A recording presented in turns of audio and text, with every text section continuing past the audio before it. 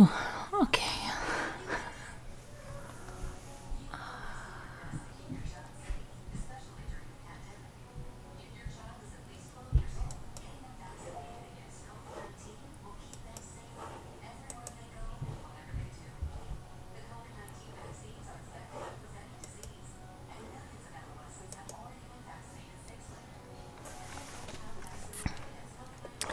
Okay. Yeah, we're on here.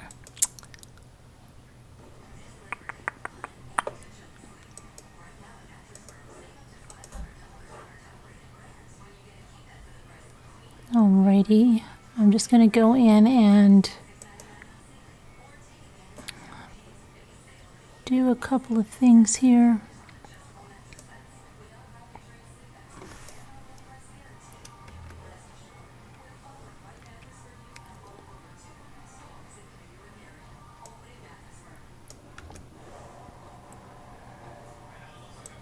Okay, so we've got a couple of, when I went biking, I listened to the press conferences from the Polk County Sheriff and about that case, and we're going to talk about that. That's horrific.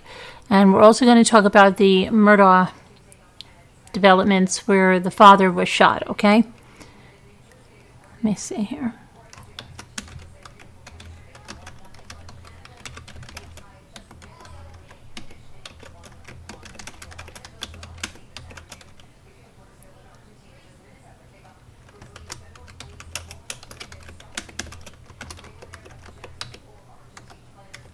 Okay, I just want to take care of the chat and add our tags.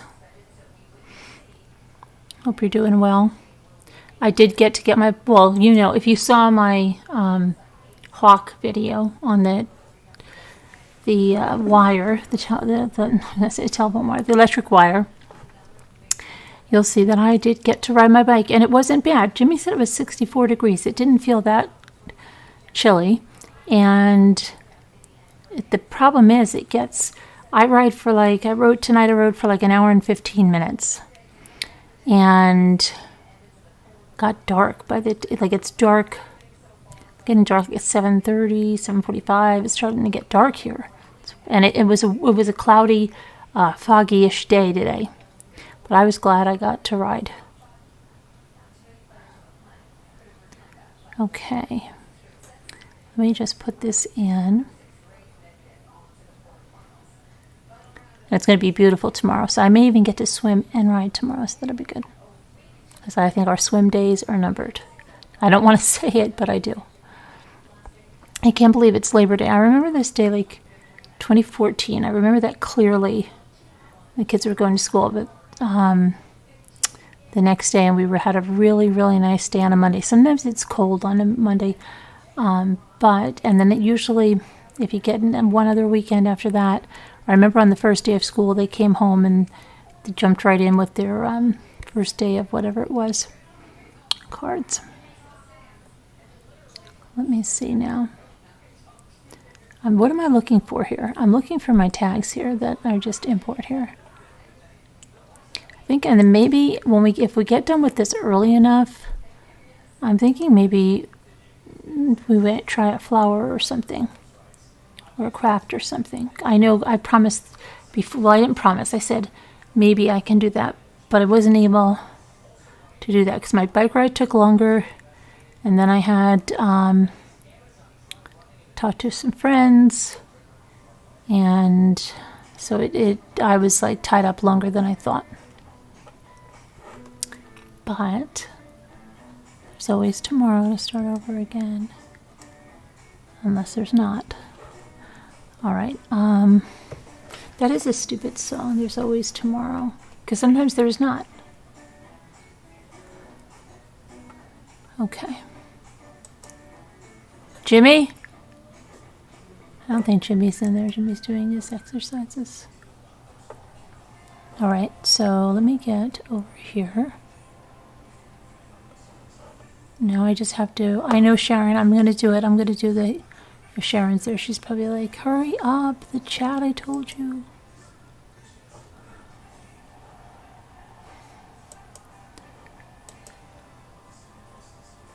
Let's do that.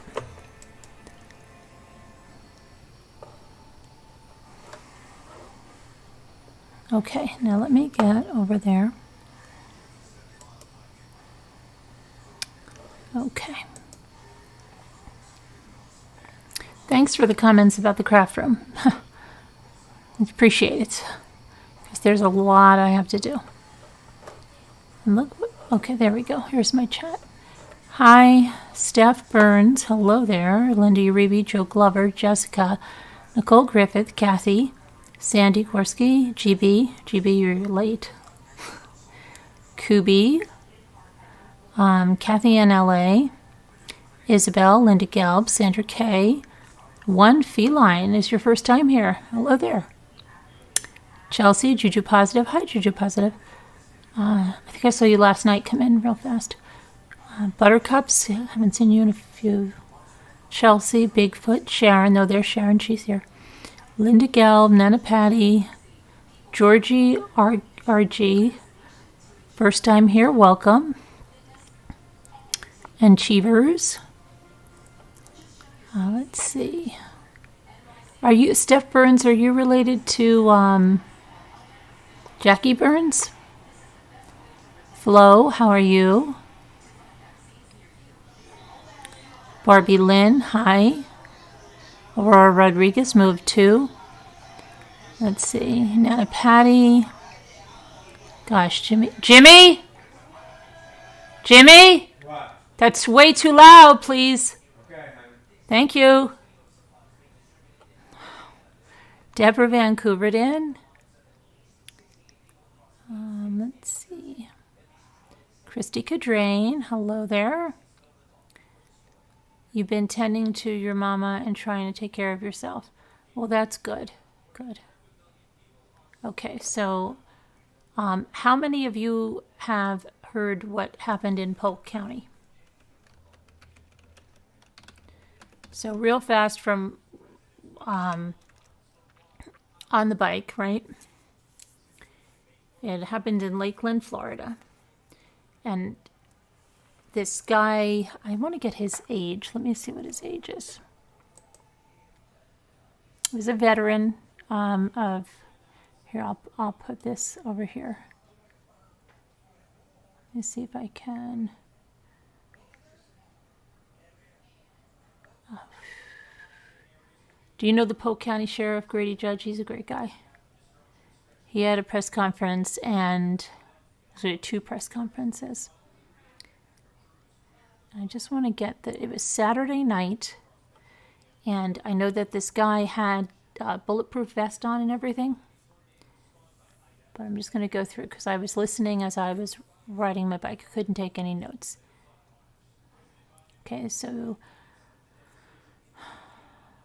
the Polk County Sheriff said the investigation is just beginning. It will take days. The suspect, 33 years old. Brian Reilly of Brandon, Florida. Now, Brian Reilly, claims that he was on meth and that he was a survivalist when he was taken into custody.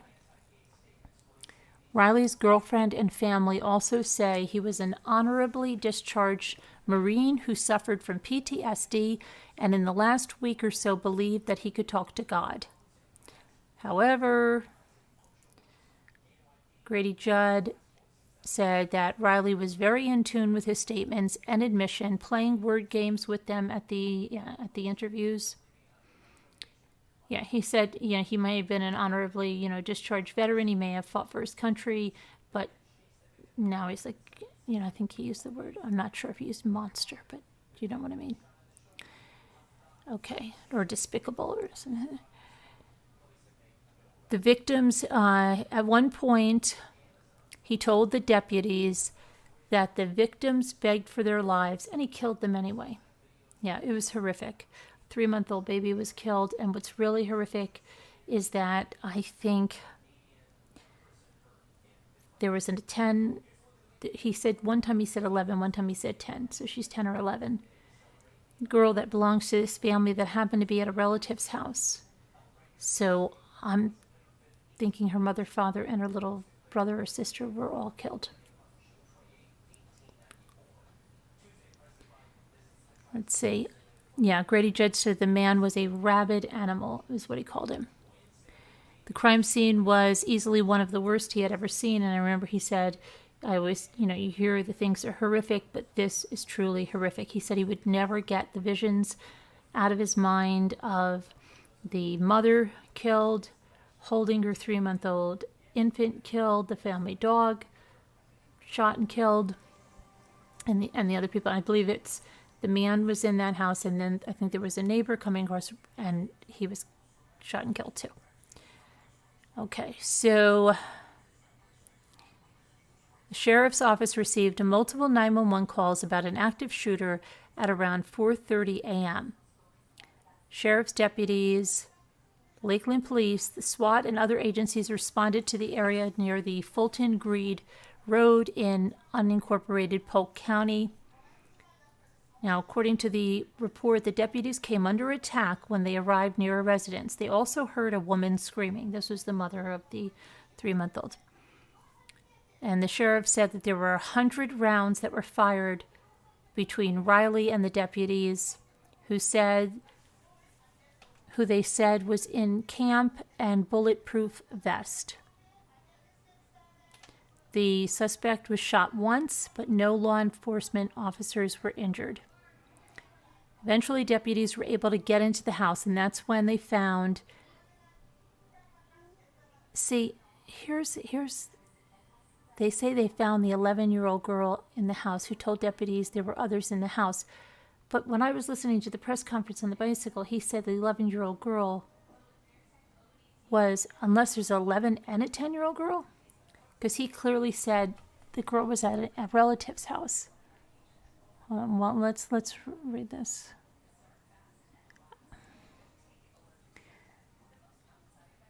Okay, so deputies who assisted in the case found 3 suspects.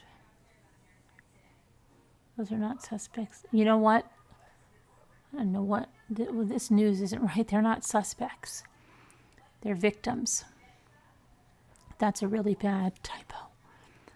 Justice Gleason, 40, a white female, age 33, a white male, 3 months old. The woman was still holding the baby boy, deputies said. Sheriff Judd said the deputies found a 64-year-old woman believed to be the younger female's mother and the baby's grandmother in a home behind... Oh, okay. Now I'm getting it. It must be the relative's house there, behind the first house. Those 4 did not survive. The unnamed victims are not being identified because family members invoked, is that Marcy's Law? It's not entirely known what the motive in this mass shooting was, but the shooter was not related to any of them. On Saturday evening, Reilly stopped near the home and spoke to a man on a lawnmower, possibly Justice Gleason, and said that God sent him to speak to an Amber, one of his daughters, because she is going to commit suicide. The man said there was no one named Amber there, but Reilly insisted. The man called the sheriff's office and deputies searched the area for more than 20 minutes, but Reilly had gone. Let's see, the shooter from this morning's homicide is a Marine. This is on Twitter, okay. Judd said that according to Reilly's girlfriend, Reilly had depressive episodes since returning from tours overseas, but he was never violent. However, last week, he came back from his job as a security guard in an Orlando church and told her that he could now talk directly to God. Over the week, he became more erratic, but he remained nonviolent. For instance, the sheriff said that Reilly told his girlfriend that God told him to get relief supplies for Hurricane Ida victims, and he also bought $1,000 in cigars as gifts. After the suspect came home on Saturday evening, his girlfriend allegedly told Reilly that God was not talking to him. Reilly told her there was no room for doubters in his life, and he went into his man cave. When he woke up Sunday morning, Reilly was gone. Judd said the girlfriend is now fully cooperating. Reilly was taken to Lakeland Regional and was treated before being released and booked into jail. And as a Marine and in the reserves, Reilly served in Afghanistan and Iraq, and he was designated as a sharpshooter. He did have a concealed carry permit and no criminal history. Sheriff Judd said that just because someone has a mental health issue, it doesn't mean that they're going to be a mass shooter.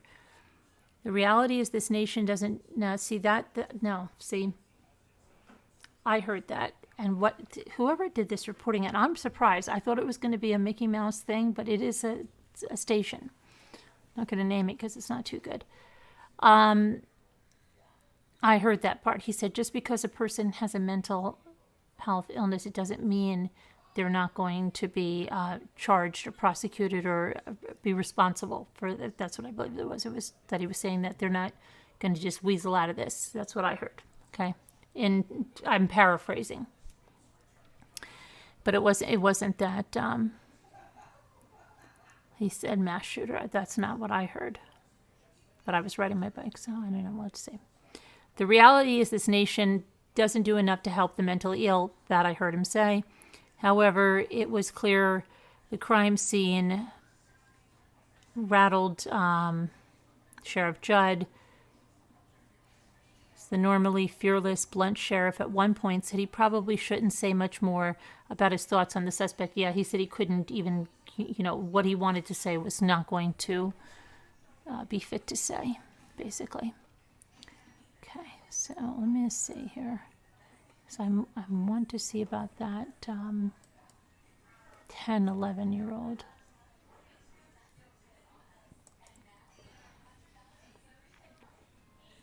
Okay, let's try this one. Evil in the flesh. The ex-Marine kills 3 adults and 1 infant during a rampage in Polk County. So let's see. So deputies around 7:30 p.m. Saturday evening responded to a suspicious vehicle and person call on North Selkrom Loop Road, north of Lakeland in unincorporated Polk County. So, okay, Saturday night they got that call that he was suspicious. The woman who noticed the suspicious person told deputies, he told her, God sent me here to speak to one of your daughters. Now, see, now they're saying it's a woman. This reporting, I guess it's all convoluted.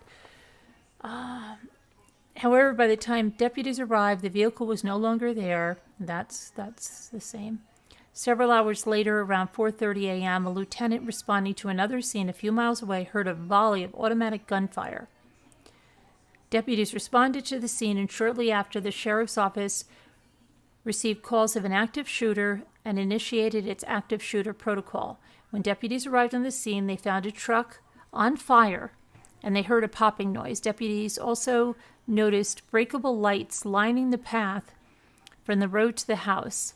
As we approached, we saw an individual totally outfitted in body armor and looked as if he was ready to engage us all in an active shooter situation, but we didn't see a firearm, Judd said. The man then ran back into the house, and deputies then heard another volley of gunfire and a woman scream and a baby whimper. Judge said a lieutenant tried to make an entry into the front of the house, but it was barricaded, so he ran to the back of the house where they were able to make the entry, and the gunfire ensued. Okay, let's see here. So this, shoot, what is it? Okay, I'm going to just do that. So we have the SWAT there, and let's see.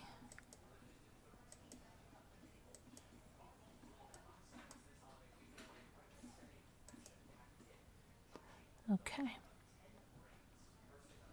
The deputies were pinned down by gunfire throughout the front of the residence. The suspect eventually came out with his hands raised and was taken into custody after being shot once.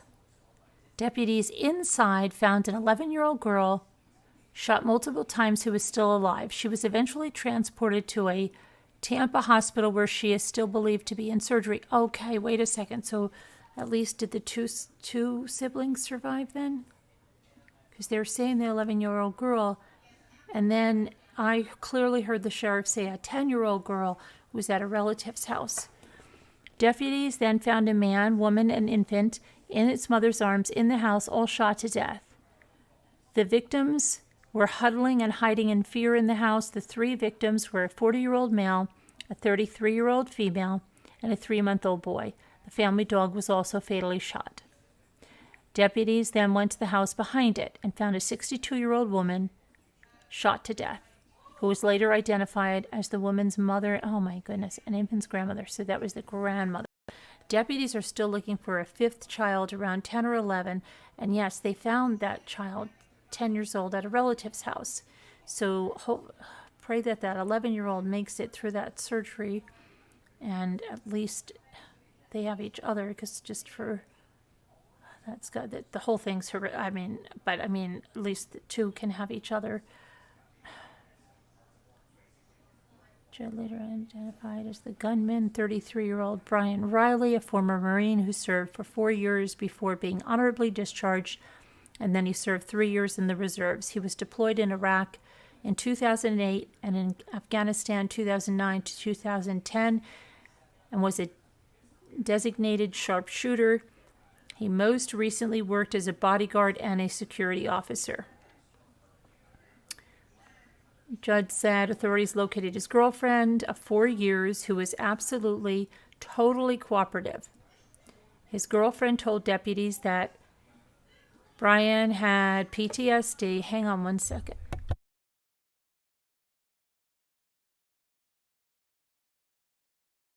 Sorry about that, guys.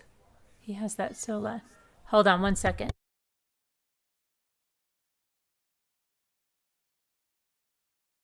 Sorry, he keeps playing that. I can hear it too much now. Let's see. So the authorities located the girlfriend, who was absolutely, totally cooperative. His girlfriend told the deputies that he had PTSD, but she had never seen him violent, and that he was taking meth, and also described himself as a survivalist. But Judd referred to him as evil in the flesh. While being treated at the hospital, Reilly tried to grab a Lakeland police officer's gun. He was given medication to render him unable to fight. Judd said dozens, if not hundreds, of rounds were fired overall. One second, please.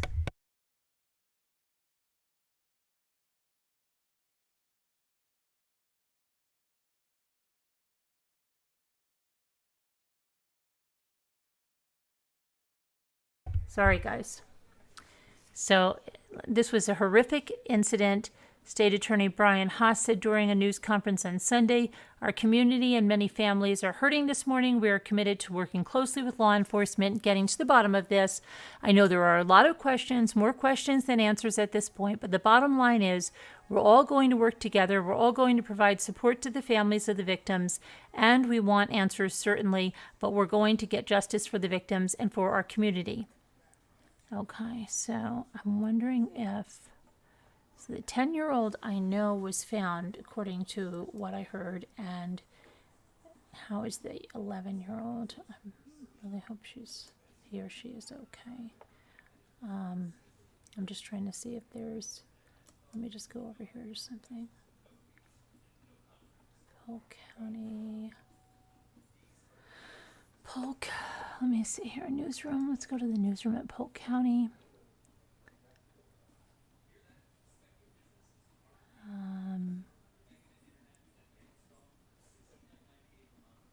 Now, wouldn't that be like their top thing at the Polk County?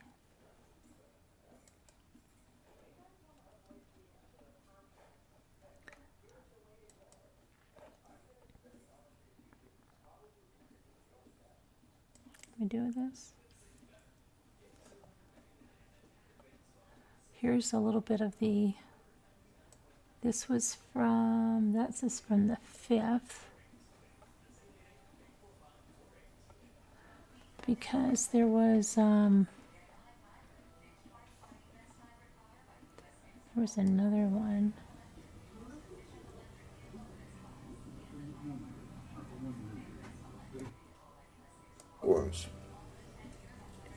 I'll give you this preliminary number. It's subject to change. We don't know how many of them are entrance and exits, but she has at least 7 bullet holes that we've counted. Immediately, she was transported to Tampa General Hospital. Tampa General Hospital is simply the greatest trauma unit you can find any place in the nation. It's about 35 miles away, and because she was a juvenile trauma patient, that's where the protocols say that she went, and she couldn't be in better hands. In the meantime, we've got the suspect in custody. He's injured. He goes into a Lakeland police car. The Lakeland police car drives him to the perimeter where Polk Fire Rescue is staging. They put him on an ambulance and rush him to the Lakeland Trauma Center for help. On the way, according to the Lakeland police officers, while on the way to the hospital and while at the hospital, he made statements like he'd been taking methamphetamine. Of course, there are people across the state and nation that think that's a low-level, nonviolent drug. Well, they couldn't be more wrong. I've got empirical evidence to the contrary. I wish that they would quit saying that publicly, and I wish the politicians would quit paying attention to it, because taking him at his word and face value, this drug is anything but low-level and nonviolent. He also said that he was a survivalist, and he said statements like, "You know why I did this."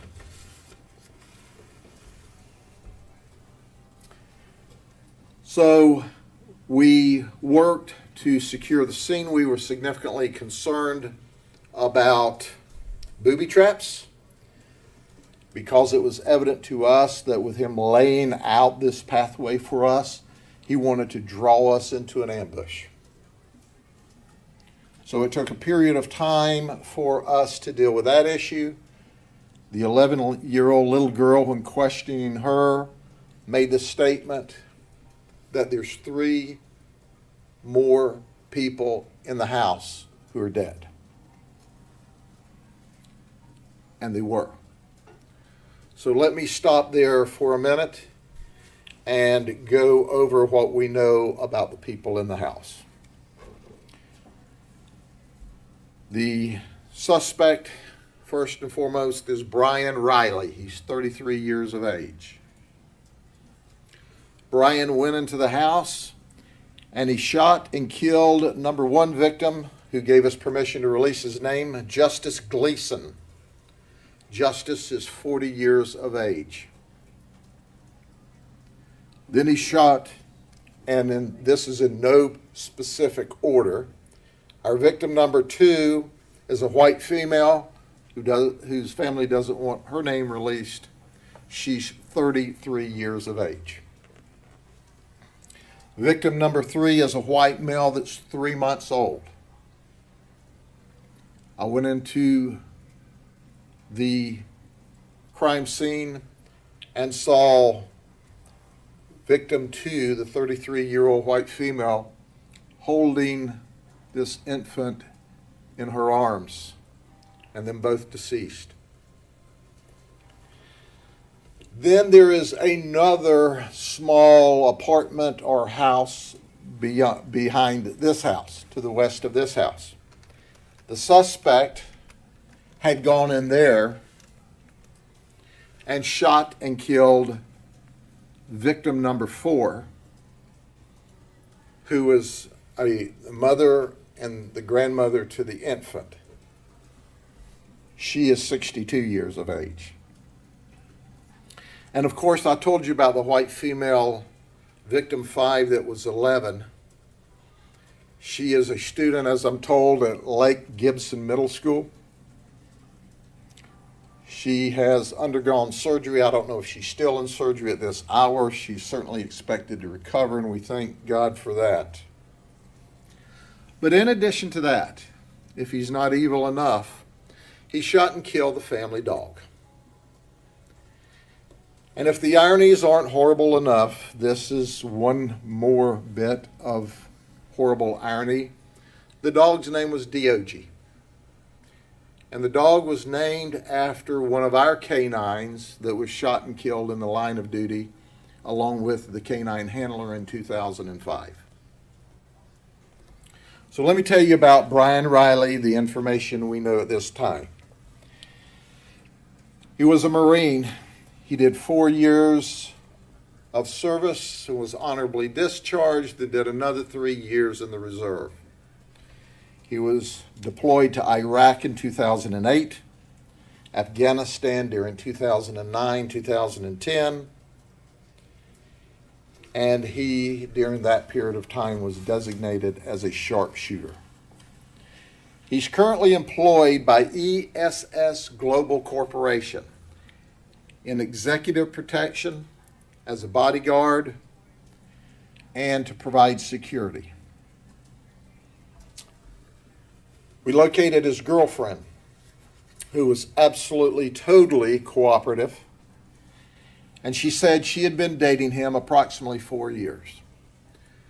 She said he had PTSD. I've seen him depressed. I've never seen him violent. She said, but a week ago today, meaning last Sunday, he did security at a church in Orlando. And he came home and he said, you know, God spoke to him, and now he can talk directly to God. And she said, I'd never seen that kind of behavior. She said, but once again, he wasn't violent. And then later in the week, he said that God told him to go to the hurricane relief and to take supplies. So all through the week, he was buying supplies so that he could make a trip to provide hurricane relief from Hurricane Ida. She said he came home on one day. He was becoming more erratic. He wasn't sleeping at night. And he bought $1,000 worth of cigars to take as a relief present. And he said that God said that he should do that. So he came home Saturday evening and said he saw a man on a lawnmower, and God gave him this vision that his daughter Amber was going to commit suicide. So he told this man that I need to talk to your daughter Amber, that she's going to commit suicide. God told me. And the guy said, hey, there's no one here by the name of Amber. But he was insistent. The guy told him to leave. But he was insistent. So the guy who we believe is victim one, we're not absolutely 100% confirmed with this, but we believe our victim one, Justice, he goes and gets another witness, which is one of our victims. She comes to talk to him, and they say, look, buddy, there's no Amber here. You need to leave or we're calling law enforcement. That's when at about 7:23, our deputy arrives. We spend like 22 minutes there looking for him, and he's gone. Well, what we didn't know at the time is he had left and gone back to Brandon. And when he gets back to Brandon, he talks to his girlfriend, and he says, oh, before he goes back to Brandon, he tells them, look, you don't need to call the cops because I'm the cops for God. They tell him, you leave or we're going to call the cops. So 7:30-ish, 7:20, he leaves. Now we know that we didn't know. This morning he went back to Brandon and talked to his girlfriend. She said, look, you're not talking to God directly. He gets mad and said, there's no room for doubters in my life. God gave me a gift, and I'm talking directly with God. She says, we've never had an argument like this. He didn't threaten anybody. She said, so he went to his man cave and I went to bed. I woke up at 6:30 this morning and he was gone. So I turned on my GPS and saw that his cell phone, and we know his vehicle, was on Soakham Loop Road. They began to get news reports. So she grabbed his father and the father's wife and came, met us, and talked to us. We also know that Brian has a concealed weapons license. But this is Brian. He has virtually no criminal history. Virtually none. Back when he was a teenager, he had a small charge and then just almost nothing. So we're not dealing with a traditional criminal here. But what we're dealing with is someone who obviously had mental health issues at least this last week, had PTSD, and whether or not we follow that back to the military, we don't know. As he's interviewing with us, he's trying to convince us that he's mentally ill, but he's very in tune with his statements and his admissions. But he says at one point to our detectives, they beg for their lives and I kill them anyway. He's evil in the flesh. He was a rabid animal. Our hearts and our prayers go out to the family of those that are injured and deceased. It's just a blessing from the good Lord that during the shootout and the subsequent volleys of shootouts that my deputies and our colleagues from, or a colleague from the Lakeland Police Department weren't shot and killed as well. The crime scene will take hours and hours and hours and days. On a cursory look, we identified at least 2 and maybe 3 firearms. We see different calibers of shell casings from ammunition inside. They're literally, they are just beginning the crime scene investigation at this point. I want to introduce to you our state attorney, who once again, as I said before, I believe is simply the very best, and I'm honored that he would come out and be with us today and personally direct the prosecution piece of this investigation, as our shooter, Brian Reilly, has been treated at the hospital and released and now is in custody in this building while we process the paperwork. Mr. Haas. Thank you, Sheriff. I guess the big question that all of us have is why. I know that's the thing that's been on my mind the whole day. And unfortunately, and so frustrating that we will not know the why today, maybe ever. But we do know that a lot of folks have been terribly impacted. Our community has been a victim of this terrible tragedy, and the family members of those who have been killed. It is incredible, given what I saw at the scene, that no law enforcement officers were injured or killed, and it just highlights the dangers that our law enforcement officers are put themselves in harm's way every single day, every single night, and it's incredible that we don't have more victims based on the weapons and what we saw at the scene. So obviously this begins and continues a very long process that I imagine will go on for some time to come. Once the arrest is officially made and the court system will then have the case, we will provide updates as we can, but this we expect will go on for quite some time. Thank you. And I've also asked if Assistant Chief Taylor would speak on behalf of the Lakeland Police Department and their response to assist us, for which, Chief, I'm very thankful that y'all were there and did a wonderful job with us. Thank you, Sheriff. On behalf of the men and women of the Lakeland Police Department, I'll be brief in my comments, but I do want to reinforce what Mr. Haas and the sheriff have said about the heroic actions of the officers and the deputies out there. And I've used the word horrific before when I've spoken to you on other cases, but I can tell you the scene out there is absolutely horrific.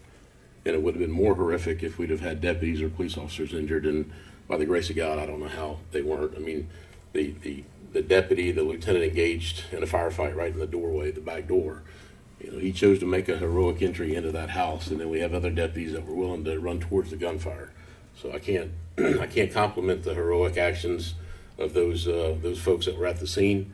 The fact that that no one was injured, more than what was, we had no deputies or police officers injured, is by the grace of God. I don't know how it didn't happen. So I want to compliment those guys. We do have one officer with the Lakeland Police Department that did return fire. Obviously, he'll be out on paid administrative leave, which is normal.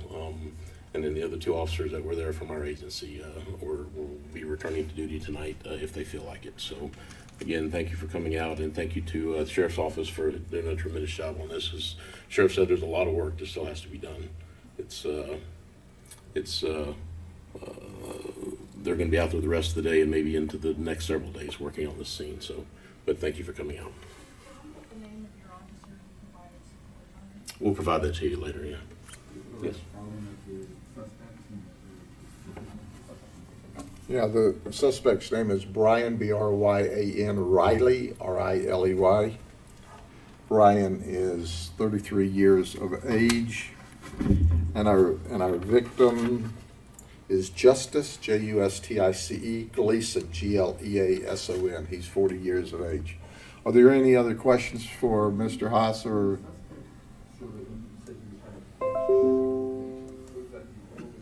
Well, he's trying to play word games with the detectives, which is a clear indicator that he knew exactly what he was doing.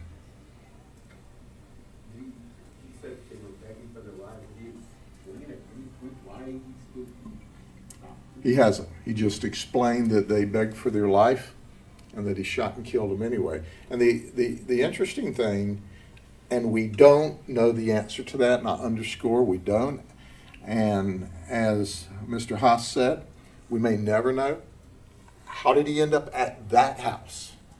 And he lived in Brandon, and then he was able to find himself a way back to that same house 9 hours later. His girlfriend said he made 0 statements about being violent or dangerous to those people at that residence. It simply appears at the early stage, and this is of the investigation, and this is conjecture, and it certainly can change, but he just happened to be the unlucky one mowing the yard, and that's where Brian stopped that day. But if there's more information, because we're sitting here with the same questions that you are and everyone is in the community, is why there? This is not near his home. He has no relationship that we're aware of to any of them, and we can't answer that at this time. The 60-year-old woman, she's the grandmother of both kids. The 62-year-old, we can't give all of the relationship. Well, we can tell you that, yes, they're related. We just, according to Marcy's law, can't release information that would lead to the identity of any of the victims. Justice told us we could use his name, or we wouldn't be able to use his name. Sure. Do you have an order in which they were each killed? We have no idea at this point in the investigation, and we may never know that. But once again, we've not been able to have any detailed conversation with our 11-year-old victim, who Sergeant Graham heroically rescued from the house. She couldn't walk from the house. She was too injured, and he ran in there and rescued her. And I hate to ask this question. You can ask anything. But where were the victims shot, especially? Yeah, we're not going to release where the victims were shot, and quite frankly, I don't know where all they were shot at this early stage, but we wouldn't anyway. But they were shot significantly to immediately pass away. Do you know at what point they were shot? Because you said one of the deputies heard the woman and the baby. It's all conjecture. We don't know. We think some of them were shot before we were there. When we got there and he saw us, and he ran back inside, we didn't see any guns. And we heard another volley of shots, and that's when we heard the woman scream and the baby. And then we tried to enter, and that's when we had the one of our volleys of gunfights with him, and apparently shot him on that particular occasion. But once again, he had bulletproof vest on and was garbed up. Then we didn't hear any other shots that we heard past that point, were as they were coming out toward us. We don't know when he shot the lady in the apartment behind the house. My conjecture at this point is before we arrived, but but we don't know at this point in the investigation. We may never know. We just know we had a madman with a lot of guns that shot and killed innocent people. How are the officers and the deputies, when the SWAT team came back to the staging area, they definitely had a sad look on their face and sort of a, not entirely, but a sad look. How are they doing? Well, it's important to understand, we train law enforcement officers to be their best at the worst of times, and that's what our law enforcement officers were last night. They were their best at the worst of times. But anytime someone dies, it's tragic. But when you see somebody so heartless, so calculated, that they will shoot a mother clinging to her 3-month-old baby and kill the baby and shoot the family dog, this guy is heartless and calculated with his murder. He had all kinds of opportunity to change, and it's all, once again, conjecture and speculation, but he laid down these glow sticks from the road up past the initial house, up behind the house. I think, and the preliminary information, he was trying to create a diversion or an illusion or create an opportunity for these deputies to follow these glow sticks and see what would happen. And at the same time, keep in mind that the truck's on fire and it's popping and crackling and burning. So you had got the diversion there. The deputies have already heard volleys of gunshots. Now they're seeing glow sticks. And this thing is deteriorating around them very rapidly. And as my colleagues here said, how we ended up not with a lot of deputies and police officers shot and killed is just absolutely amazing, but for their training. Sure, I know it's early and you're probably have still a lot of questions, but any indication on Brian's history of drug use? Did the girlfriend indicate that this was out of the norm for him to be on meth? The girlfriend was shocked. She said, I didn't know of any drug use. And our statements are based upon his statements. And who said he had PTSD? Did he see a doctor at all? Don't know. That's just what we were told. Were there any drugs found in his vehicle? Have you searched his home? We are partnering with the Hillsborough Sheriff's Office to execute a search warrant at his residence. His girlfriend is totally cooperative with us in that endeavor. She is as mortified and shocked as I believe all of us are. She said she didn't see this coming, or obviously she would have done something about it. Can you tell me how many guns were found or how many guns he had? You said there was a lot of guns. We know that there's at least 2, possibly 3 guns in the house. From a cursory look, we've not executed our search warrant and done our complete crime scene. Will we find more than that? I don't know. 2, possibly 3 in the house. Our victims, we have a total of 5 victims. the 11-year-old, which is alive, and 4 that are deceased, plus the canine DOG is shot and deceased as well, the family dog. The 10-year-old boy, who was he, you guys found him? How was he connected? There was another 10-year-old little girl that we were looking for because it was the sister of the 11-year-old. We found her alive and well at another family's house. Were there any other survivors in that house and the house behind, or? these were- No he survivors. shot all the people He in the shot house? everybody in the house. Was the 10-year-old in the house and ran out?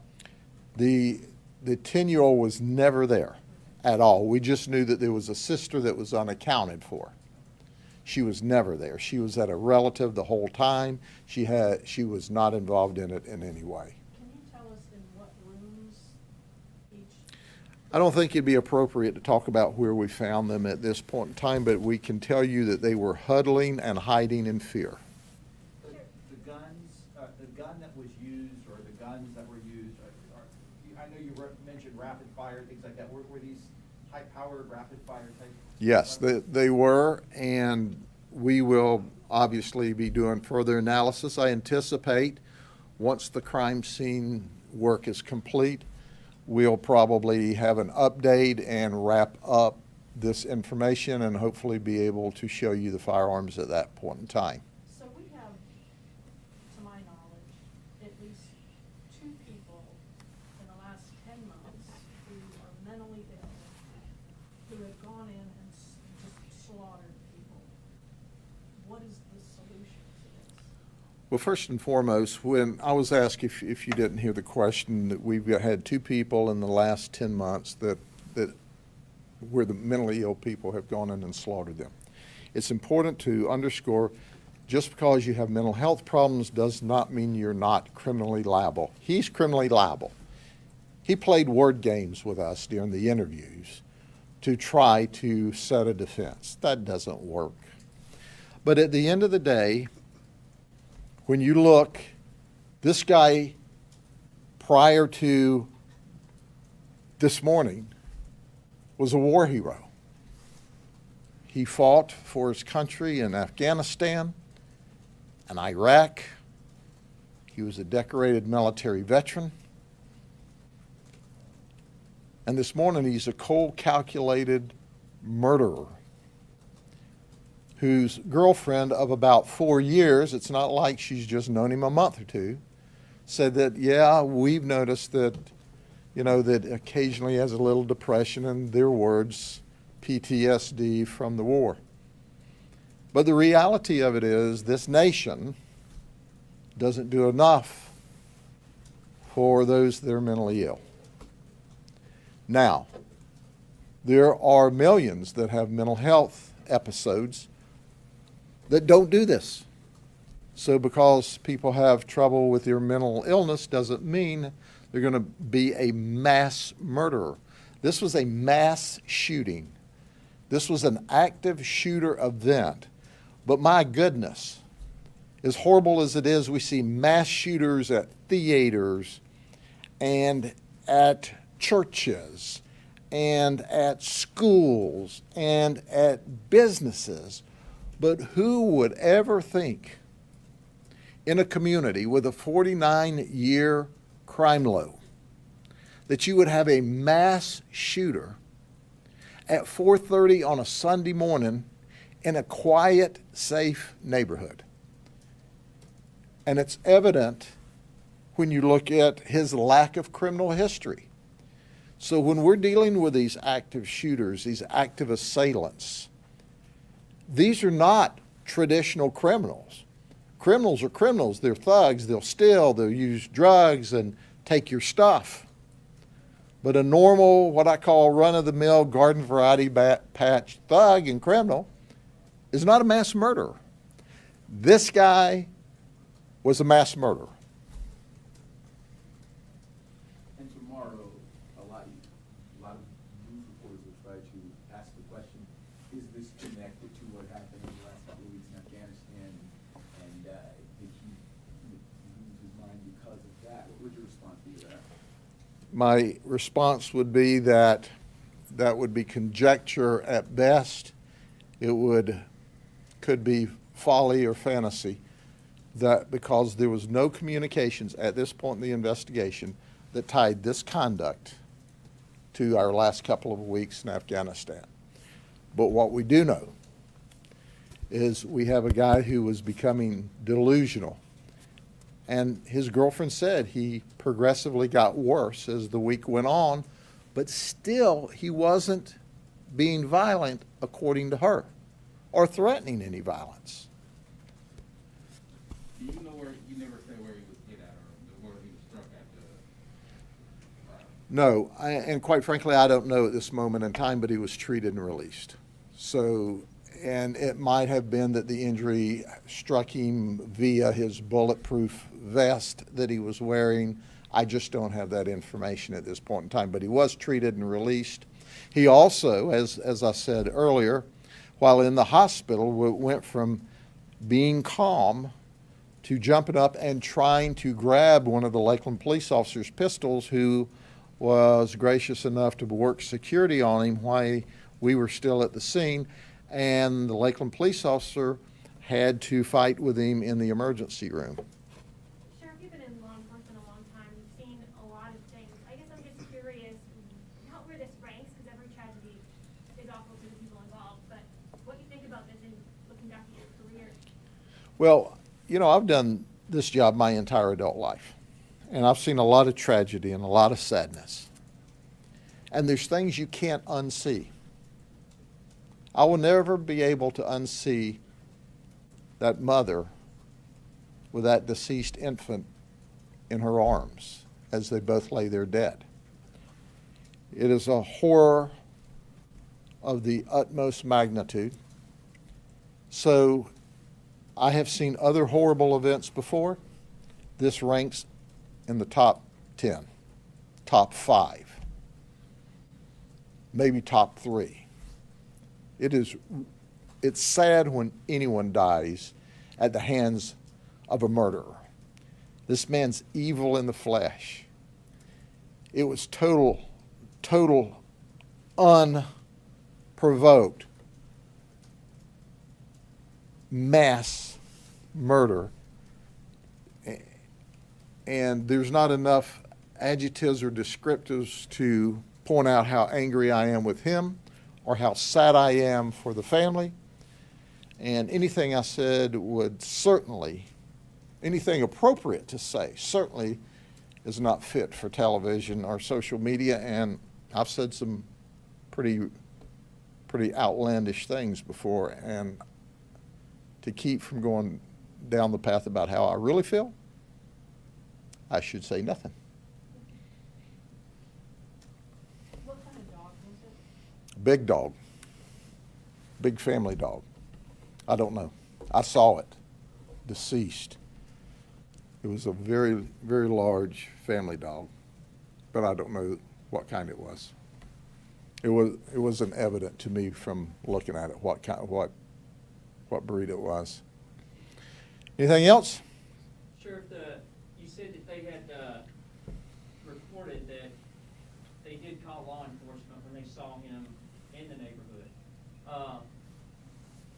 Can you just kind of touch on how important it is for community to point out stuff like that? And to follow that question, then I would say, how long did you stay in the area, and did you guys leave a deputy around the area, or can you even do that? Do you have manpower? Yeah, first off, we were there 22 minutes. It's not like we stopped and they said, where is he? He's gone, and we left. We were there 22 minutes. It's a Saturday night. We get not tens, not hundreds, but thousands of reports of suspicious people, suspicious vehicles. So to suggest at that moment in time that we've got time to stop and do an investigation on every suspicious person and vehicle is not possible. And there was no reason to think that. When he came the first time, other than talking irrational, he made 0 threats to anyone, according to the information we're provided. 0 threats. He was just a guy that was saying some really goofy stuff. Well, newsflash, People say really goofy stuff hundreds of times a day that we're made aware of, and thousands of times in this state, and tens of thousands, hundreds of thousands, millions of times a day across this country. We can't do a full-fledged investigation every time somebody says something goofy. How beneficial was the fact that the lieutenant was close by, sort of benefiting to that 11-year-old who isn't alive? You know, the irony of this is this county is 2,000 square miles. We have a population of 720,000 people, over 2,000 square miles. This county is bigger than the state of Rhode Island. The fact that we happen to have a deputy close enough to hear the gunfire was remarkable in and of itself. Our response was quick, and our backup from the police department was quick, and we engaged quick. It just wasn't quick enough. And once again, when we saw the guy in his camos and he ran back into the house, at that point in time, we didn't see a gun. I don't have any information to lead us. So you can't just have a policy of shooting people in the front yard that's wearing camo, but my goodness. All good old boys, you know, that hunt and fish in Polk County wear camo. And 4:30 in the morning, that's not unusual. They getting up, going out to fish. So in and of itself, there was nothing suspicious there initially, other than the gunfire. But we didn't see a gun. And as you well know, you can't engage someone who's running away from you when you don't see a gun and see an imminent threat. And none of those presented. I can assure you, our folks were well trained. Had we had the legal opportunity with no alternative to talk him down, we would have shot him a lot. But that wasn't the circumstance that presented itself. And our deputies professionally did what they should have done. And they took him into custody when he came out with his hands up with no gun. Now, as this investigation rolls out, we'll bring you more information that we know. And we're certain that social media will be wide open. And if you don't like the version of facts as we know them, you can see some crazy stuff on social media. Whether you choose to report it, up to you, because we've already heard that he said, that she said, that he said, that she said, and all kinds of stuff that to our investigation didn't occur. Just people surmising what they think might have happened. So you know basically what we know at this point in the investigation, other than the logistics of questions like where were they shot that we're not talking about. Okay? Thank you very much. Have a good day. Robin will probably get you that name.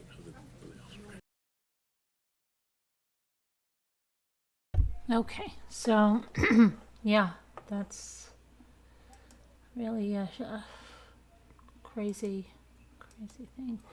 So now on to, let me see if you guys said anything about that you want to talk about. So everybody got that.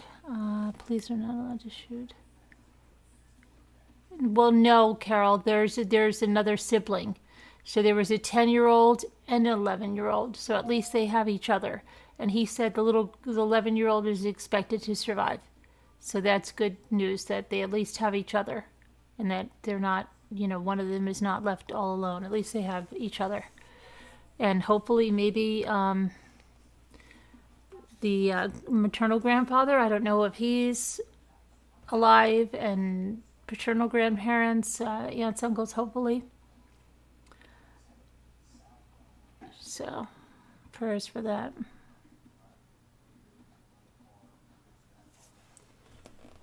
Let's look at Murdaugh now. So just in case you're not familiar, okay. The Murdough family, the one that the son and the mother were shot back in, was it June? at their hunting camp or compound. I think it was. The mother was Margaret, 52, and the son, Paul, 22. They were found shot multiple times near a dog kennel on their hunting lodge property in Colleton County. That was back in June 7th. Okay, the family has powerful legal connections, but they were in the spotlight after Paul Murdaugh, the 22-year-old that was murdered in June, shot in June, was indicted in a 2019 boat crash that left one of the passengers dead. And it was a young girl. I think she was 18. Investigators concluded that the teens were grossly intoxicated. And Paul Murdoch, the 22-year-old, pled not guilty to 3 felony counts of boating under the influence, and he was awaiting trial at the time that he was shot.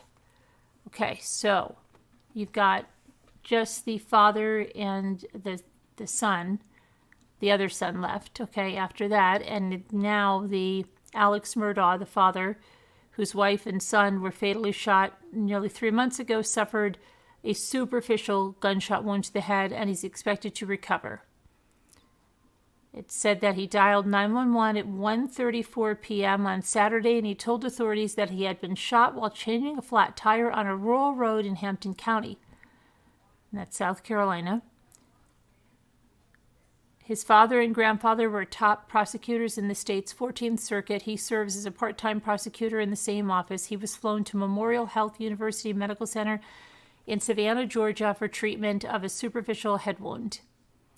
Murdaugh's black Mercedes-Benz SUV was being processed by investigators who were also collecting evidence and interviewing possible witnesses. A family spokesperson said that the Murdaugh family has suffered more than one family could ever imagine. They said, "We expect him to make a full recovery." Authorities did not disclose a potential motive. A family friend and attorney for Murdaugh, Jim Griffin, said Saturday that a pickup truck passed Murdaugh while he was changing his tire. The truck turned around and someone inside opened fire, striking Murdaugh, is what Griffin said. So that's what we know about that. And,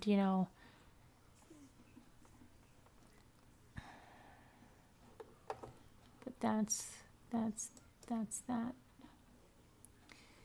So, anybody have any questions? Hi, Nanette. Anything to add? They're going to kill the family. Too many people hate them.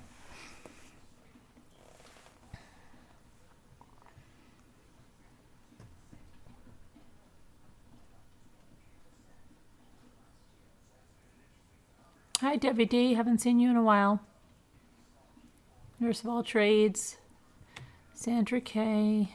Roberty Bob.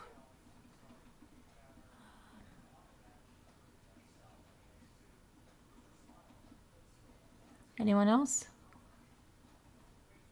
And the sad thing is, after the hospital, they will come back for him, you think, Kubi? To finish him off, you think?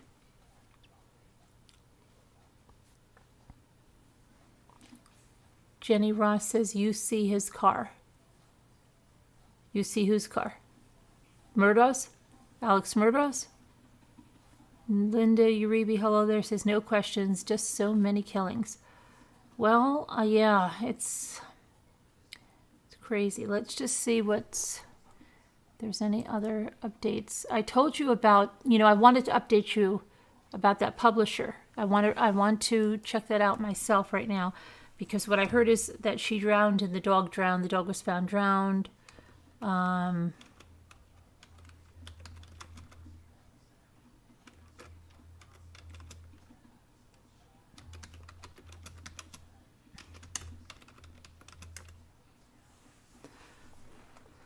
Okay.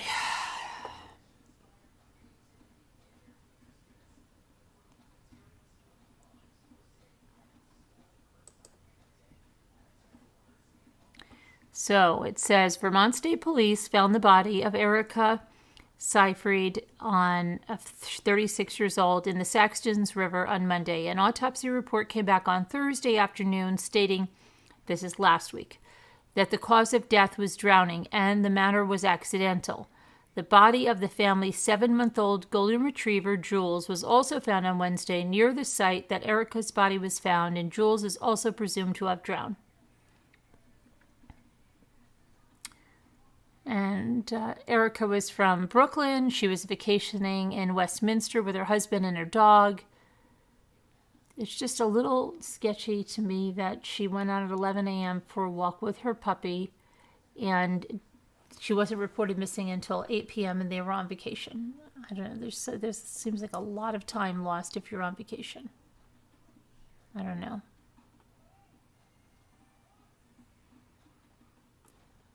Okay. But let me see something else.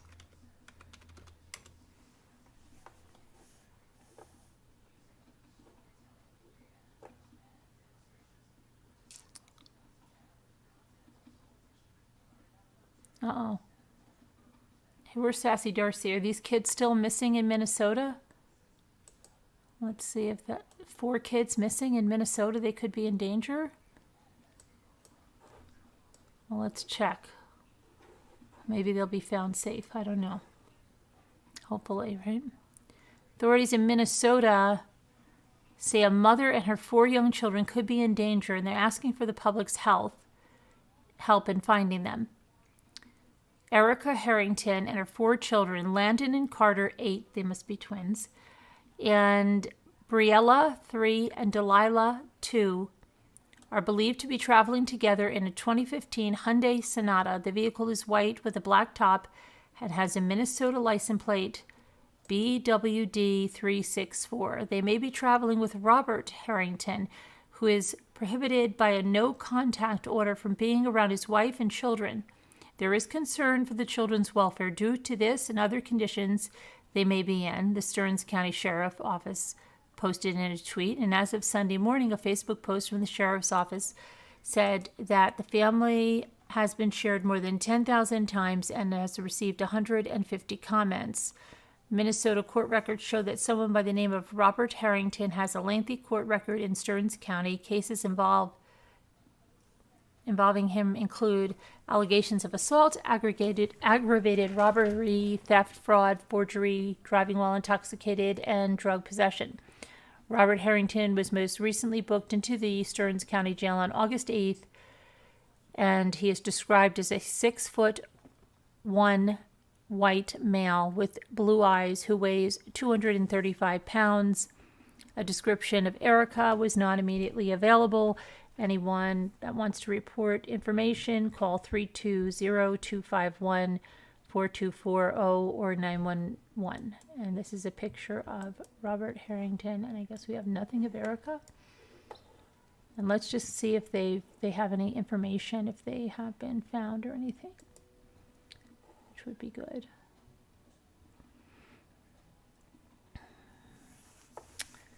Let me just look at Stearns County. There is a domestic no contact order in place. If you see the Harringtons, their vehicle, or have information, contact their office. Praying they're found safe. So I don't think they're found yet.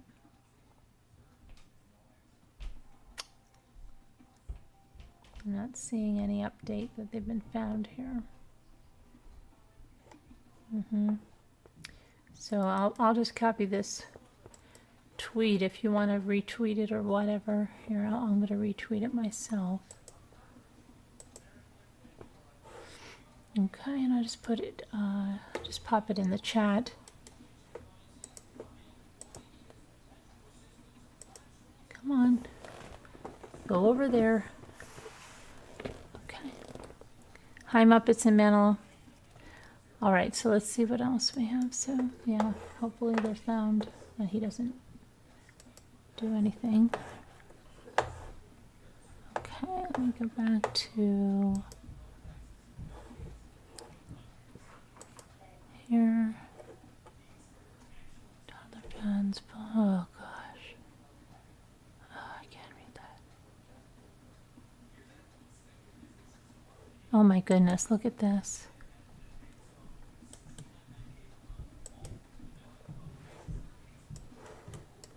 A 50-year-old woman in New York who cared for her 97-year-old aunt has now been charged with murder. Janice Cruz has been booked into jail on murder and strangulation charges in the death of her aunt, Antonia Cardona. Cardona's home health aide, Rosa Perez, found her body in her 18th floor apartment on the Lower East Side on Friday morning. Perez, who went with Cardona to Sunday Mass every week, sobbed as she spoke. If I found her in a normal death, a regular death, I wouldn't be the way I am, she said in her native Spanish language. She was a love. Fellow parishioners at Our Lady of Sorrows were in shock at the news. I don't understand it, because she would bring her food every day, said Colma Mercado, 76. Every day she took care of her.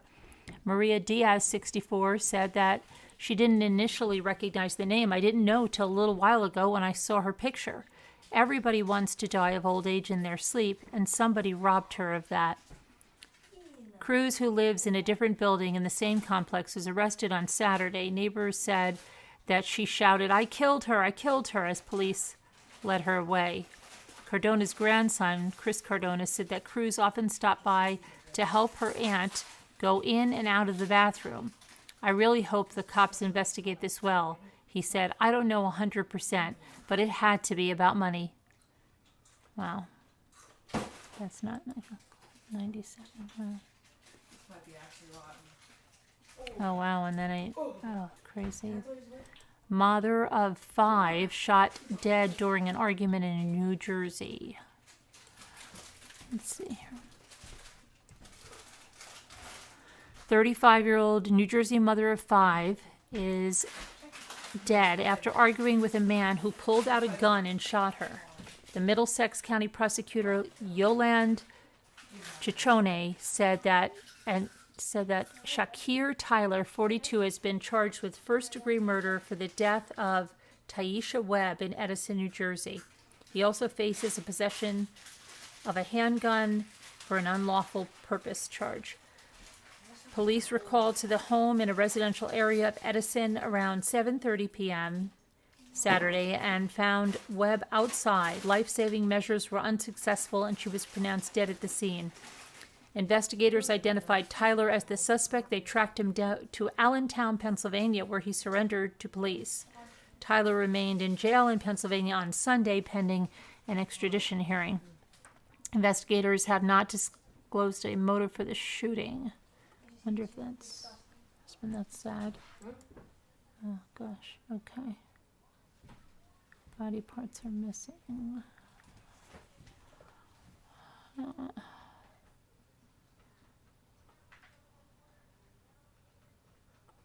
Toxic algae found in a river. Well, we know that. Or that hikers were gone, but they already said that's not the cause. Wow, a female boxer died after being knocked out in the ring. I wonder if Jimmy knows it. Well, he watches that wrestling. An 18-year-old professional female boxer has died from injuries she sustained in a Saturday night fight in Montreal. Mexican boxer Jeanette Zacharias Zapata was unable to return to her corner at the end of the 4th round after her opponent, Marie-Pierre Houle, pounded her with a series of power punches, an uppercut, and a right hook that knocked her mouth guard out. Zapata's trainer and husband, Giovanni Martinez, jumped into the ring as Zapata appeared to go into convulsions while standing. He got her to the floor of the ring as a medical team rushed in and immobilized her on a stretcher and loaded her into an ambulance. Wow. The organizer of the Montreal fight announced Zapata's death on Thursday. We would like to offer our most sincere condolences to her family, loved ones, friends, and especially her husband, Giovanni Martinez, who was at her bedside until the last moments, they said in a statement. The World Boxing Council also issued a statement of mourning saying mourning this irreparable loss. Well, yeah, it's crazy. Okay, and there's another university student missing in Ohio. Wow, he looks like a young kid. He looks like he's 15, 16. Authorities in northeastern Ohio are looking for an 18-year-old with autism who hasn't been seen since Saturday afternoon. Daniel Horvath is not familiar with the area, the Lexington Fire Department said. Horvath was last seen at 4 p.m. He's wearing a dark blue shirt, blue shorts, and dark gray tennis shoes. Anyone with information should call Chief Eric Wagner at 330-614-0698. Hopefully he'll be found unharmed. I'm trying to see let me see if there's any update on this.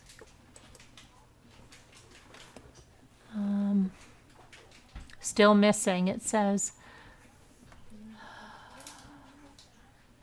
Yeah, update. At this time, Daniel is still missing. Please keep your eye out for him. He has possibly made it to the Hartville area. Anyone along 619 from Marlborough Square towards Hartville, please check your cameras if you have any. Thank you.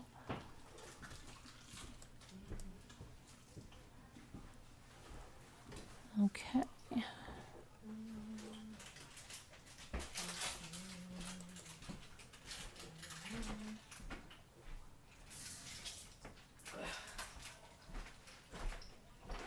What in the world?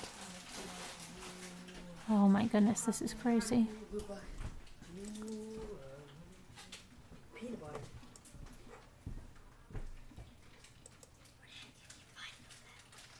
A Nevada teen allegedly left school, broke into a random home outside Las Vegas, murdered a man, and then returned to school.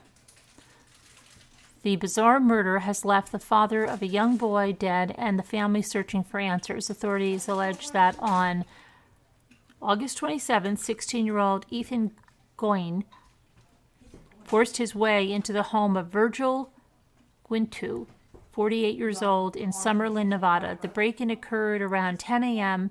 when Guinto's wife and mother-in-law told police they heard a noise.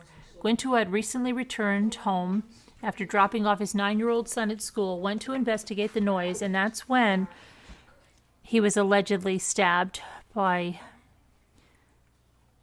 Goyne. Moments later, Guinto's mother-in-law saw an intruder dressed all in black and wearing a mask run past her and escape through a window. She then observed Guinto lying on the floor in a pool of blood. Police officers who arrived on scene did not know the intruder was still in the residence and moved Guinto to a nearby home. He was later pronounced dead. In the course of investigating the attack, police talked with a neighbor who said they saw a white male with blonde hair wearing all black walking near the crime scene. The neighbor said this particular person also had red marks on his arm and had put something in a backpack. Police later determined that the male got into a rideshare vehicle and identified him as Goyne. When police first spoke with Goyne, they saw that he had blood on his boots. According to the report, he subsequently ran off and was found hiding inside a parking structure at a local hospital when police arrested him. Goyne told officers that he had been bullied earlier in the day and left school. He allegedly hopped a wall at Guinto's home and stayed in the backyard of the house for some time. The rest of the attack was a blur, Goyne told the detectives. The suspect then stopped at home and returned to school, at one point passing the crime scene. In Nevada, the cases with teenagers ages 16 and older, they are charged with murder and processed as an adult in court. That's unbelievable.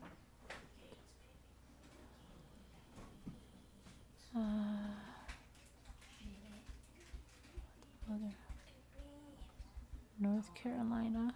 Wow, there's a lot of missing people right now.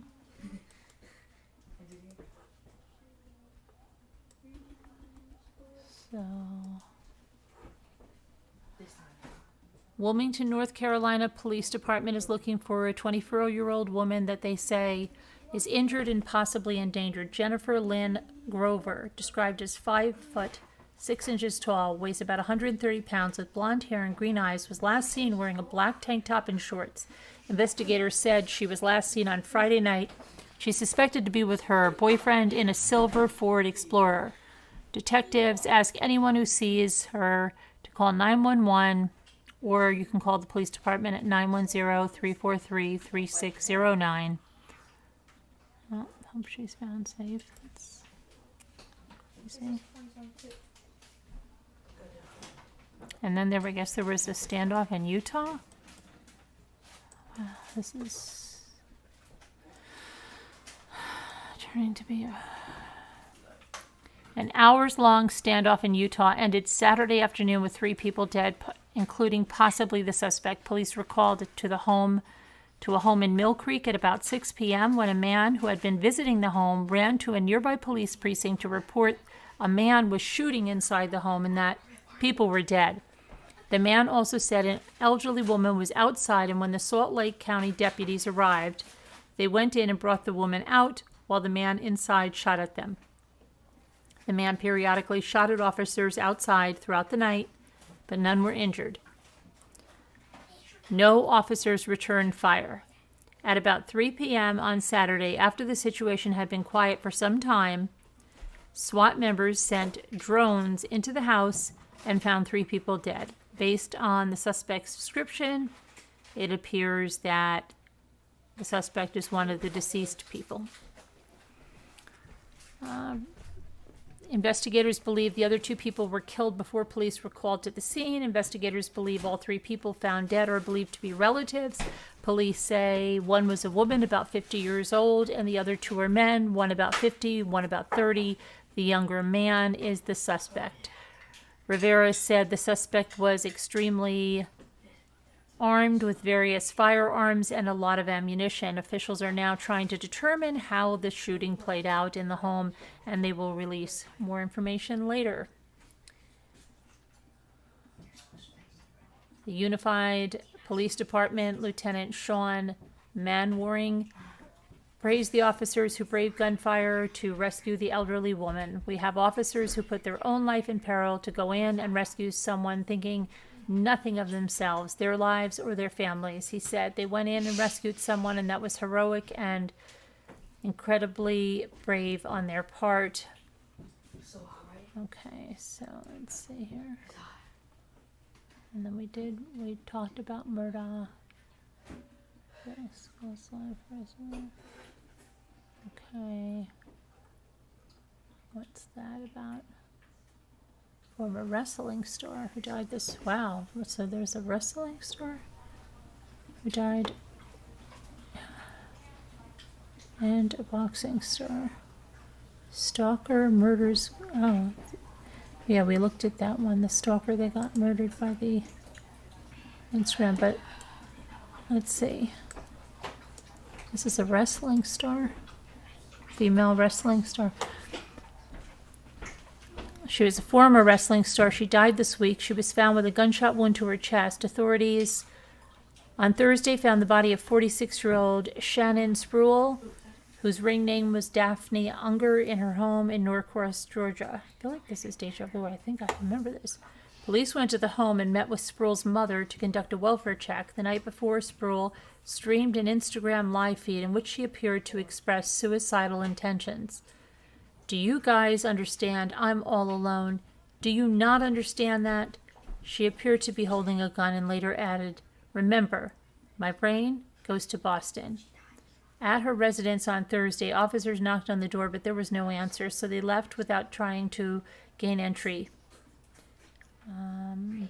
Officers returned several hours later after they saw Spruill's vehicle parked near her apartment. A maintenance employee provided police with a key. However, it did not unlock the door's deadbolt. The fire department was then called to break the door down. Inside, authorities found Spruill's body on her bed with an apparent gunshot wound to the chest. A gun was observed within reach of her body. The medical examiner has not ruled on the official cause or manner of her death. The former World Championship Wrestling and Total Nonstop Action Wrestling star had reportedly been dealing with mental health concerns in the weeks leading up to her death. She had encouraged others facing the same issue to seek help. After Spruill had made the concerning statements on Wednesday, a fellow former wrestler, Mick Foley, said on Twitter that he had attempted to reach out to Sproul, but his call went right to voicemail. In a Facebook post, Sproul's mother, Jean Tukey Sproul, said that she is absolutely heartbroken. Sproul made history in 2000 when she became just the second woman to win the WCW Cruiserweight Championship, according to a statement from the WWE. With her signature scream and ever-changing style, Daphne would go on to become a mainstay of the independent scene for more than 2 decades. The city of Norcross is located northeast of Atlanta. If you have suicidal thoughts or feel like you might, take your own life, call the National Suicide Prevention Lifeline at 800-273-8255. Okay, and that's unfortunate. So let's see. What is this? Oh, there's a missing hiker now in Montana. Okay, wow.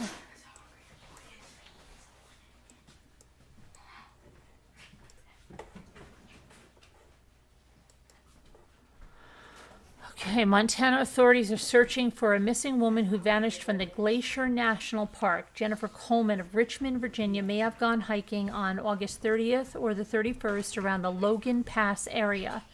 Logan Pass, isn't that? That's not where that other hiker was missing that last time, was it? Sounds so familiar.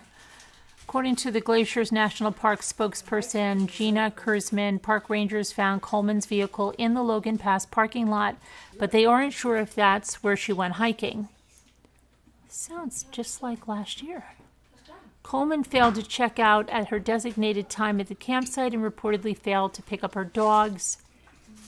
Jennifer had planned on checking out of the campsite the next day. The boarding facility contacted her family to let them know her dogs were not picked up at the designated time.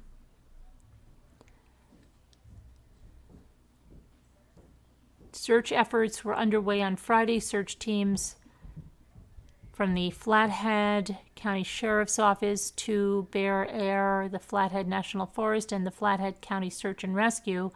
Coleman's described as a white female, 5 foot 6 inches tall, 128 pounds, blue eyes, blonde, straight, shoulder-length hair. Anyone with information should call the park's tip line at 406-888-7077. Let me just make sure that she's...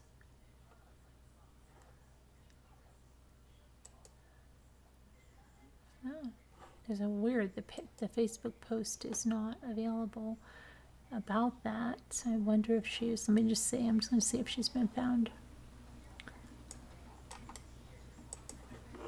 That would be some good news to end on.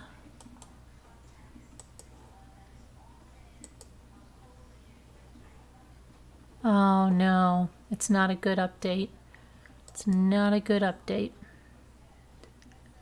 Okay, her body was found. The body of Jennifer Coleman, the Richmond woman who went missing while hiking in the Glacier National Park, was located Sunday. It's with a heavy heart that we have to share this news that Jennifer Coleman, daughter of one of our own Aware family, Hal and Sharon Coleman, has been located deceased. Please respect the family as they process their grief and loss. Officials with the Glacier National Park later said that Coleman's body was found in a steep and rocky area near the Continental Divide. Rescuers will extract Coleman's body when the weather conditions permit. Air operations were halted today due to high winds in the incident area. Coleman's cause of death remains under investigation. Officials believe that she was hiking around Logan Pass in the national park Monday, August 30th or Tuesday, August 31st. Park rangers discovered her car in the parking lot Wednesday afternoon. Glacier National Park would like to thank the public's response to the tip line. Although the end result was not what the searchers hoped for, the public's tips were key to a faster resolution of the search. The Aware Foundation of Virginia, which shares the stories of missing people and victims of violent crime, released information that the 34-year-old Richmond woman and Roanoke native was last heard from via text. Jennifer sent the text on August 30th from the High Line Trail, Logan Pass, to Granite Park Chalet in Montana. According to an email from the Aware Foundation, she was to pick up her dogs from a boarding facility the following day, but she never showed up to get them. A welfare check was done at the campsite by the local sheriff's office, where they discovered her belongings at the site. Her vehicle was located in the parking lot for the Highline Trail. Glacier National Park spokesperson Brandy Burke said that teams have been out searching Thursday and Friday on the ground and in the sky, with canines searching through the trees. Officials said 50 people had joined the search as of Sunday. So that said, condolences to her family. Prayers. Coleman's cousin, Will Coleman, said that he was at a loss for words. I was just shocked and worried, Coleman said. She's very intelligent. She's very smart, you know. She's grown up on a farm her entire life, so I know she has survival instincts. Okay, well, that was not a good ending there.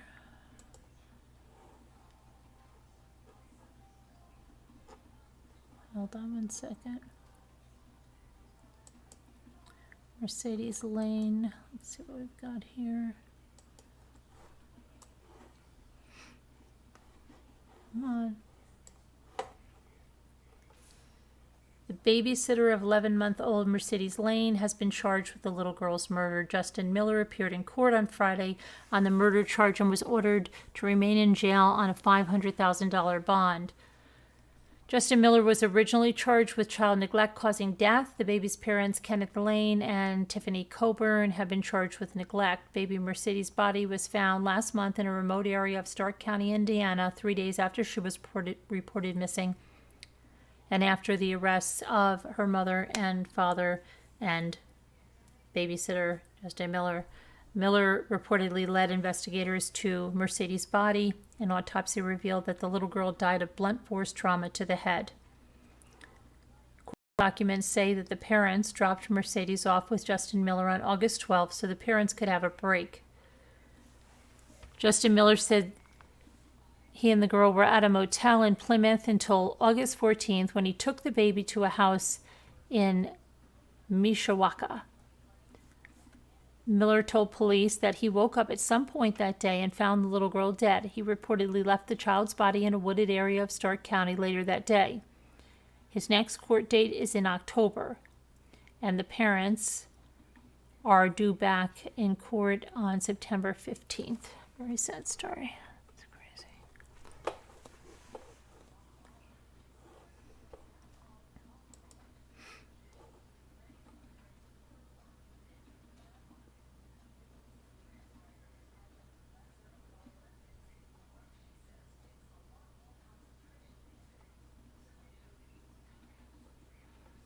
Oh, wow. Okay, hold on. I think we haven't done a lot of breaking cases. Mississippi teen is charged with capital murder in the burning death of a 13-year-old friend. 13-year-old Mississippi boy has been charged with capital murder in the death of a 13-year-old boy who died in June of severe burns. The Tate County Sheriff's Office said Michael Lane Campbell will be tried as an adult. Gaines Coker was visiting at Campbell's home near Arkabutla Lake on June 28th. The Sheriff's Office said the two boys were playing in a shed behind the home when the fire started at 9:30 p.m. Police have not shared how the fire started, but Coker was the first taken to the Children's Hospital in Memphis and then flown to the Burn Center in Arkansas Children's Hospital in Little Rock, where he passed away. All I can say is that it was significant burns, Sheriff Brad Lance said at the time. It's not clear what circumstances pushed the case to the level of capital murder, which is reserved for the most violent and egregious types of murder. While it's unclear if prosecutors will seek the death penalty, that is an option under the charge. Campbell is being held without bond at the Tate County Jail after an initial court appearance on Friday.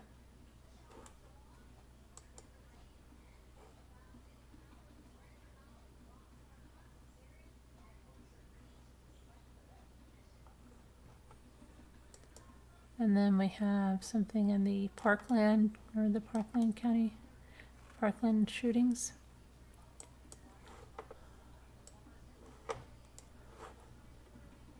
Prosecutors can call the accused killer in the massacre at Marjorie Stoneman Douglas High School in Parkland, Florida, a murderer or a school shooter during his trial, but they must avoid terms like animal and that thing, a judge ruled on Friday. Attorneys for Nicholas Cruz had asked that their client only be referred to by his name or as the defendant in trial, but Circuit Judge Elizabeth Scherer said the request went too far, as did the lawyer's request to call the murders the incident, the mass shooting, or the tragedy, and not words like massacre. Some words and terms the defendant requests not to be used, such as school shooter, murderer, or killer, in and of themselves are not derogatory, the judge wrote in her ruling. They are normal words that may be used to describe particular facts. Massacre, too, is a legitimate word and can be used. Cruz, who's now 22, has pled not guilty to killing 14 students and 3 staff members in the February 14th, 2018 shooting and wounding another 17 people. Prosecutors have rejected an offer from the defense for a guilty plea in return for taking the death penalty off of the table. In addition to the 17 who were fatally shot, 2 other students who survived the shooting but were struggling with PTSD and survivor's guilt committed suicide. In her ruling, Judge Scherer cautioned prosecutors to be at their professional best in trial and to warn witnesses to avoid truly derogatory names. She said she would rule in court on any objection from Cruz's attorneys to words used. A trial is not the time for attorneys to editorialize or give their opinions of a defendant. She wrote, "The trial shall present the evidence, and the jury shall make their determinations based on the evidence presented." A date for the trial has not been set. Okay, I think we're going to end that there with the true crime. That is a heck of a lot of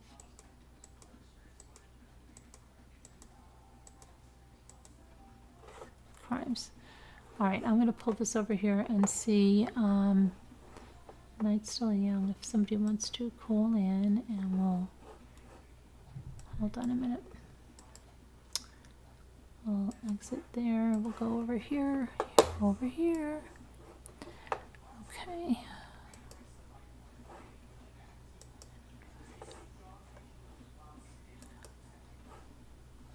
Oh shoot! I did the wrong one.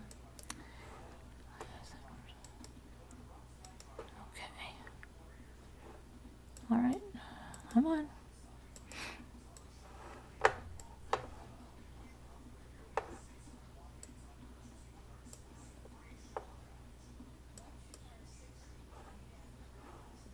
Oh, where is Slack? Where is Slack?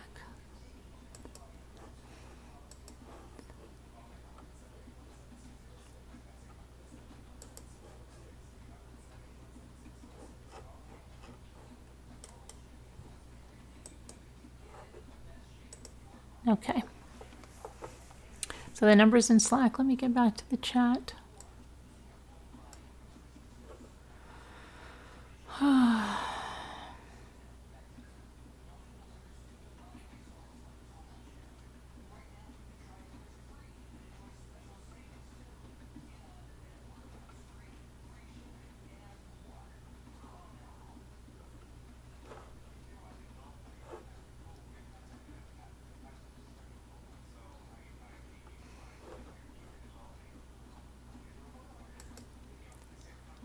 There we go. Now it's got to catch up.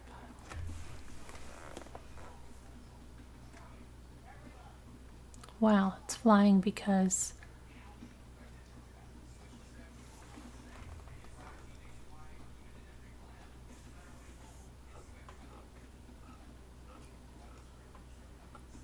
there we go.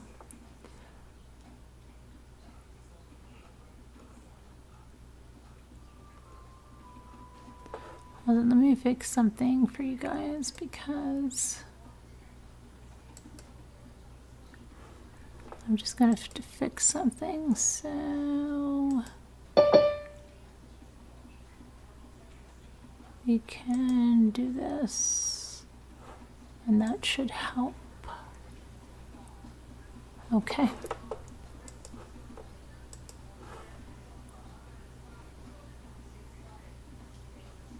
Hi, Tracy W.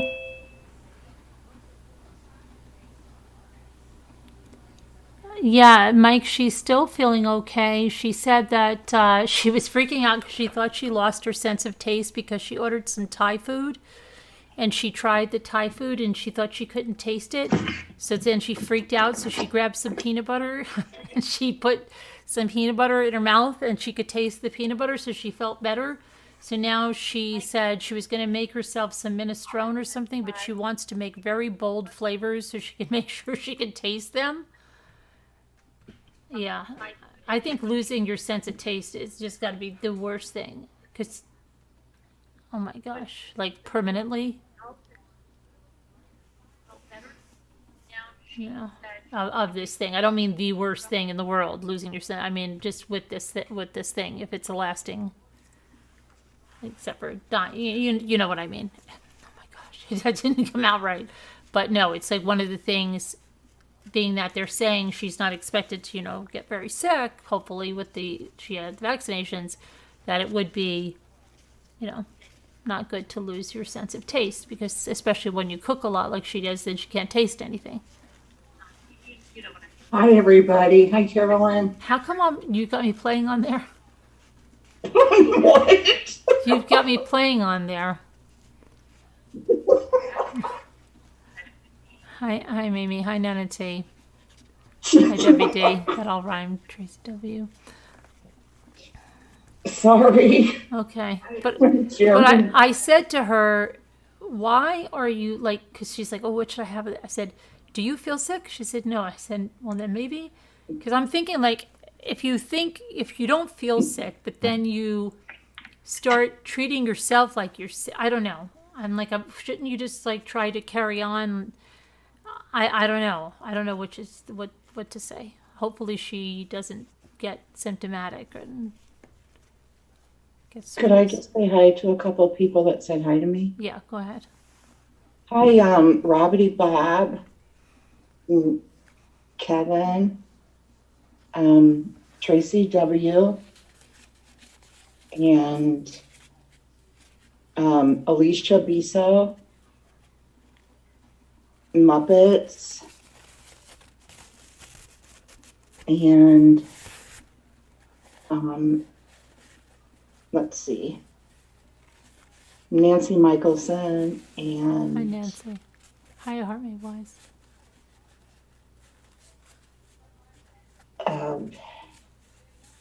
Nana T and Christy Cadrain.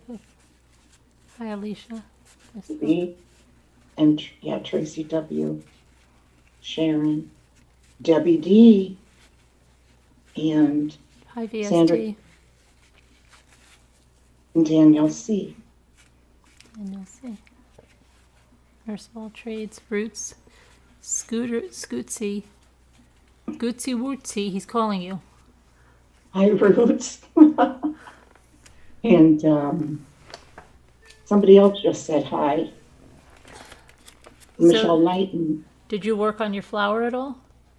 No, I haven't been home all day. I know, you were at a party. I totally forgot it was Labor Day weekend. It didn't even feel like it. No, but I'm going to make one right now. Are you? Yeah. Are you going to make one of these?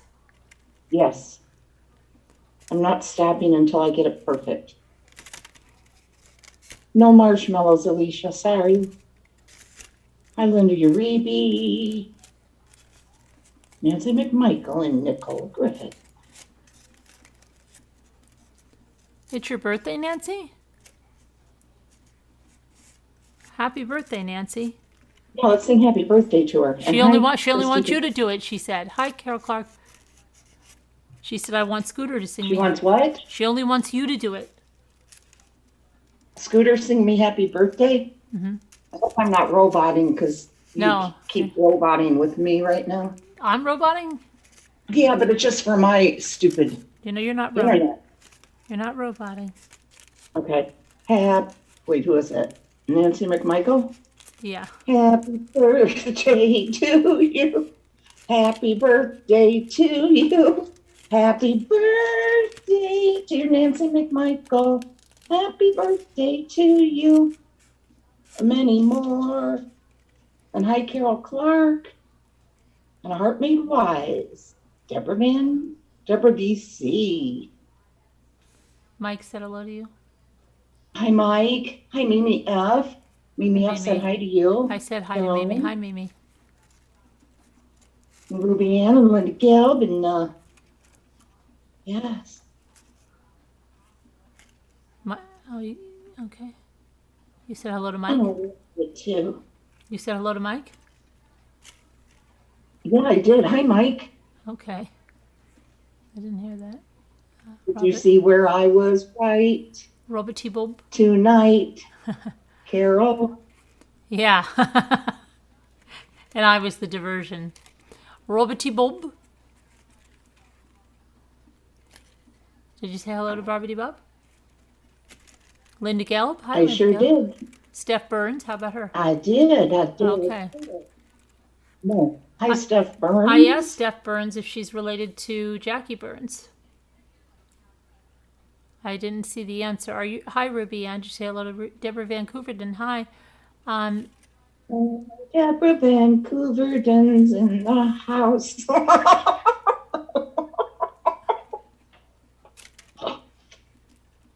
She is very tiny, but not like a mouse. Okay. How much did you have to drink at the party? I did only water. That's all I drank. I had nothing. Oh. No alcohol. Your brother wasn't feeling any pain, was he? No, not at all. No. I heard Dave say something like, he's drunk. Did he say that? Yes, that's what I heard him say. He was really getting into his singing, wasn't he? High nurse of all trades. Jimmy came out of the family room to see who that was. Did he? Yeah, because that's Jimmy's. That's Jimmy's song. You know, it's one of his songs. Which one? King of the Road.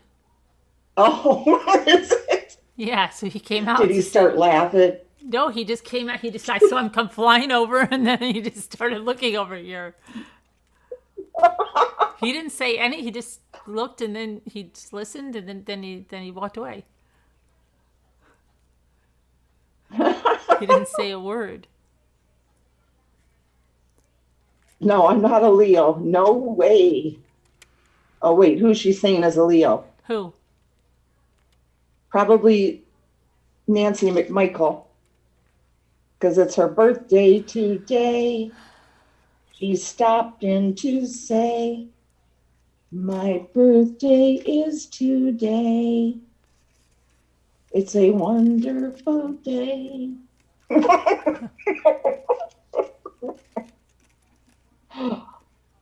You would have really liked the members only last night. Too bad you didn't come. Oh, that's what you keep saying. Yeah. I tried to tell you earlier today, but you didn't answer my call then, and then I forgot by the time you did call me back, and I didn't even realize it was Sunday, and I didn't realize you were at a party, and that was it. Yeah, I didn't expect it at a party. I just Remember never that said you're supposed anything. to. Do you remember you're supposed And I to? went on my move. But Danielle told me that you forgot to enter that on the mod spreadsheet, and that's why nobody knew where you were. You know that you're not supposed to go anywhere without putting that on there. So I don't know. Danielle was like, Is that something new? Or wait. No, you just never follow it, and that's why Danielle got so angry. She's like, Scooter never fills it out, and I think she should be reprimanded this time with a suspension. And I said, come on, that's a little bit too severe.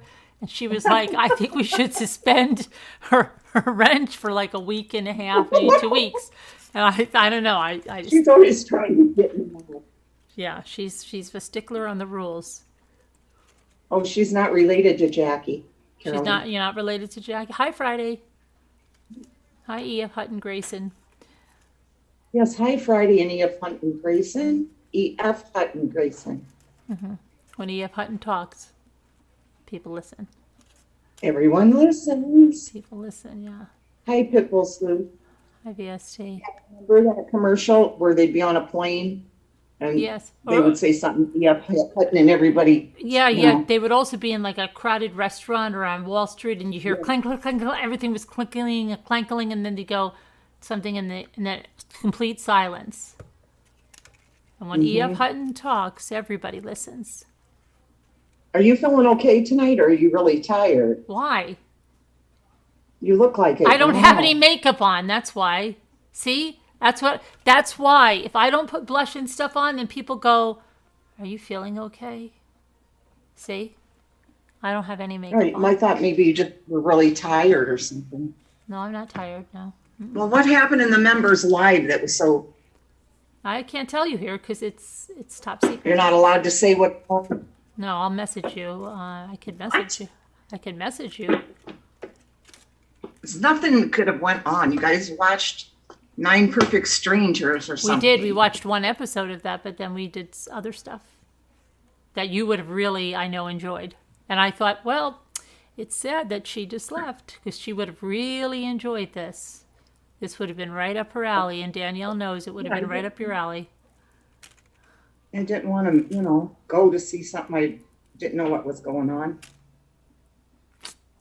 Well, Oh yeah, she does look good. Muppets, I'm just saying. I look pale. I That's just what it thought is. she I looked a believe me, little I've heard it bit my pale. whole life. You do, you Yes, look and pale. I told you the third grade teacher that called us in, and we had to start putting blush on my daughter. I'm not kidding you, because this teacher said that she didn't think my daughter looked healthy, that because my daughter was very thin and she was white like this. And she said, well, what the heck? And my mother, and I went, and I'm like, my mother's like, you've got to put some blush on her, because so just had to get like that kitty blush or something and just put that on her cheeks in the morning, because they didn't understand how she was that white. But I look the same way. People will say to me, oh my gosh, are you okay? Are you sick? Because we don't naturally like have blush like that. And that's just the way we are. Yeah, Anyway, yeah. Yep. So time to kick back. We'll be You enjoying look listening good. now. You look Thanks, beautiful. everyone. P.S. Oh, yeah. Yep. Saw that. That was coming right there, Mike. Thanks, Mike. Saw that coming. Thank you for the super chat. Okay. Wait a minute. I just look like a terrible. It's a birthday. See, I'll try to pinch my cheeks or something like that. And Huh? I'll try to pinch my. You ever never heard that? What do you mean, ha? No, wait. I was just saying you looked like I you were know. tired or But something. I'll just try to pinch them a little bit, and then A mother's allowed to say that to her kid. somebody will clip that. She was hitting herself in the face.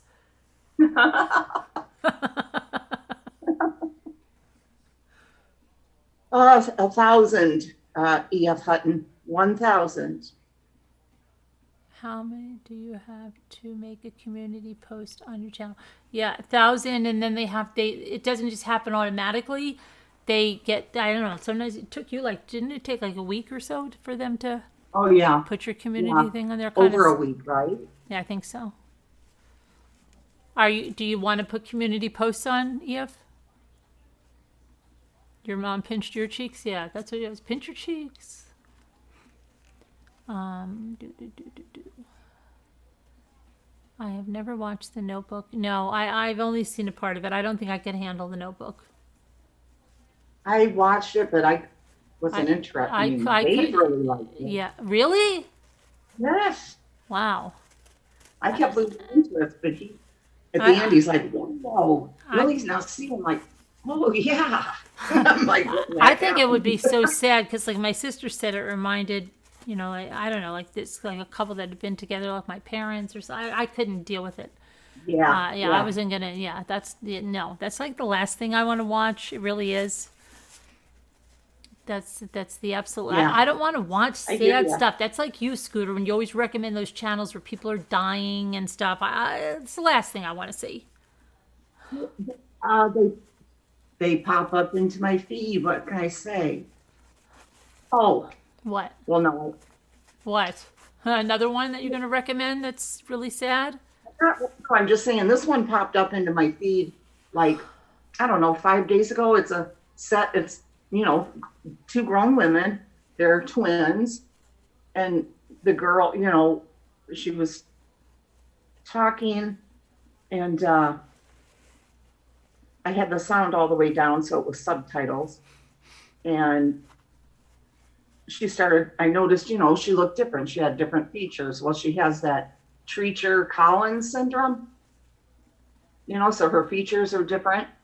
And her twin sister is the same. Okay. Well, anyway, she has a little girl that looks about 2 years old, and she had a baby boy. Am I roboting? Because you're freezing on me. No, you're fine. She had one of the sisters has a 2-year-old. Well, the one I was watching, she has a little girl that looks like she's maybe 2 or 3. Okay. Okay, yeah. And she has normal features. Okay. And then she goes into the baby's room, because I was reading the comments and I see everybody's talking about her baby, little baby Exodus, and how he's, always doing so good and all this. Right. So she, went and got him out of his crib. Well, he actually has the same thing as her, okay? And he had I thought you just said he had I thought you said he had normal features. No, the little girl. Oh, this is another child she has. Yeah, she has 2. Okay. And the baby boy, he has the same disease she does, or not disease, but you know what I mean. What is it called? Treacher-Collins syndrome. Treacher-Collins. Yeah. But we have some people here in this area that have that. But she can live a normal life? She can have children, obviously, and stuff, right? Right. Well, the baby boy, he's deaf, okay? But he was a happy little thing and everything like that. And anyway, this was just like 5 days ago. It had to be a week ago she popped up. And I've just briefly, perused some of her videos when they pop up. Well, come to find out, this last video she put up, he died. Yeah. Oh my gosh. Exodus passed away. She's sitting there in her car. It's like a 48, 50-minute video. How old was he? He was like an infant? He was a very little infant? Infant. Did they know that he wasn't expected to live?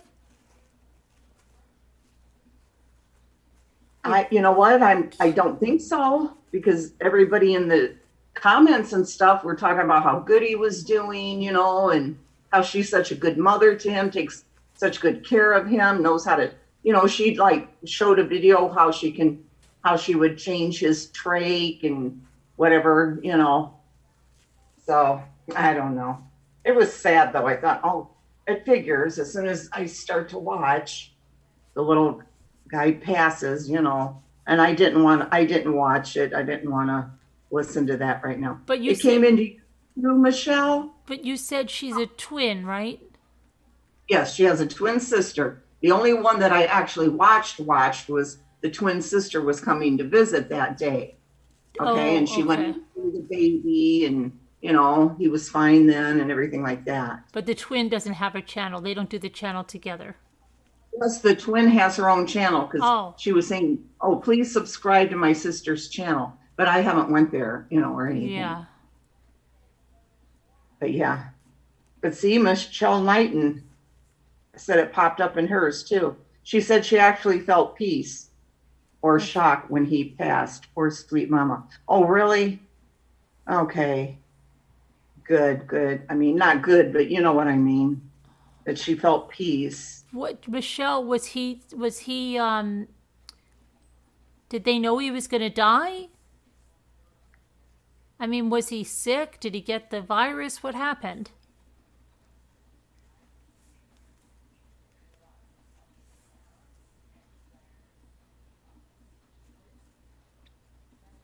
Hey, Josepha.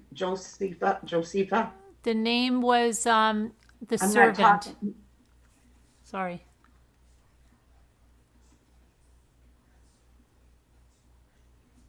No, Alicia, it's not a movie. It's a video, a Hydrocepha. blog channel that popped up in my feed. Hooters. I know. I thought I was like, No, there's who's no this lightning. troll? And then it was Alicia. I was like, oh, it's not a troll. She's still Notice I confused. answered. Oh, they knew Oh, that. really? So they knew? Oh, see, I didn't know that. I'm sure it was shock, because I can tell you, yeah. He had many issues. He had many issues. Oh, But the little girl is fine. the little girl's fine. I mean, she looks like she's fine.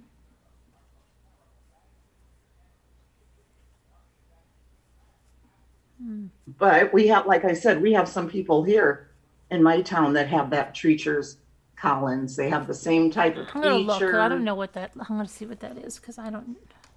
and they have like deformed fingers and stuff, hands. Wait, is that what Yeah. that? Wait, hold on. Their facial features are. Do you remember? Yeah. Do you remember that really beautiful newscaster Bree Walker? She was like a Yes, she was like yes. a supermodel with her face, and never noticed until she was pregnant. She was pregnant. Oh gosh, back in like 1989, 1990, and it's only the hands, her hands that are like kind of like lobster claws. I forget what it's called. And both of her kids had it. Yes, I remember. And they said, like, oh, you've been tested and your kids have it. And she said, yeah, they'll just, she was there. She was reading the news on national TV, but she had nothing. Her face was fine. Her facial features were fine. I think it's the hands, and I don't know if it affects the feet too. That's what I was wondering. Sometimes it does, Oh, I see what it is. Okay. Yeah. So it's a condition that affects And the then development another of one bones. popped up. Oh gosh. Michelle Knighton, I wonder if this one popped up in your feed too. Beautiful little baby girl, blondish curly hair, and Oh my she was so gosh. cute. Is it like a Huh. Is it like a 3-year-old girl? And it says in memory of someone? No, she's alive. She's alive. Oh, okay. But she has a condition called, it's like 4 words, open-lipped something something with her brain. So her brain is smaller and her brain doesn't make the connections with each side. So, I mean, her eyes, her eyes are moving and stuff, but her brain can't figure out what she's seeing. And the first video I watched that popped up, she looked so cute, and she's laying there with her mother and the therapist, and they were talking to her and everything. And she was looking over at the sound. She's not deaf, and she would smile and stuff like that. So darn cute.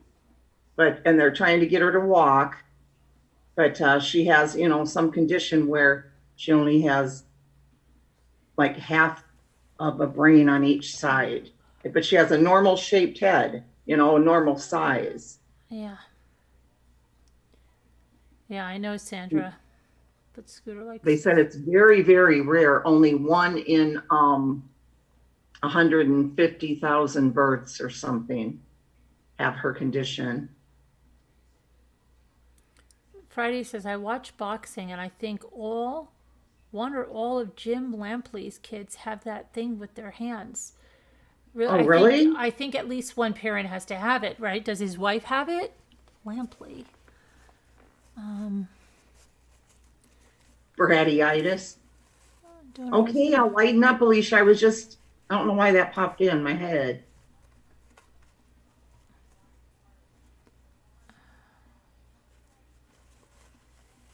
Yeah, Sandra, it's horrible.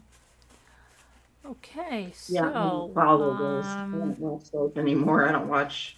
I think I saw something pop up. I think Big Ed on 90 Day got a new girlfriend.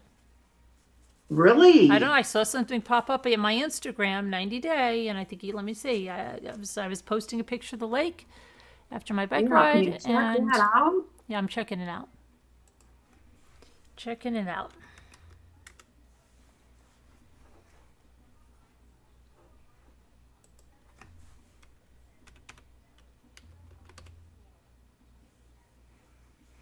You're talking about, are you talking about Head and Shoulders? Yes. Trying to see this one I got. I saw it came right up in my feed today.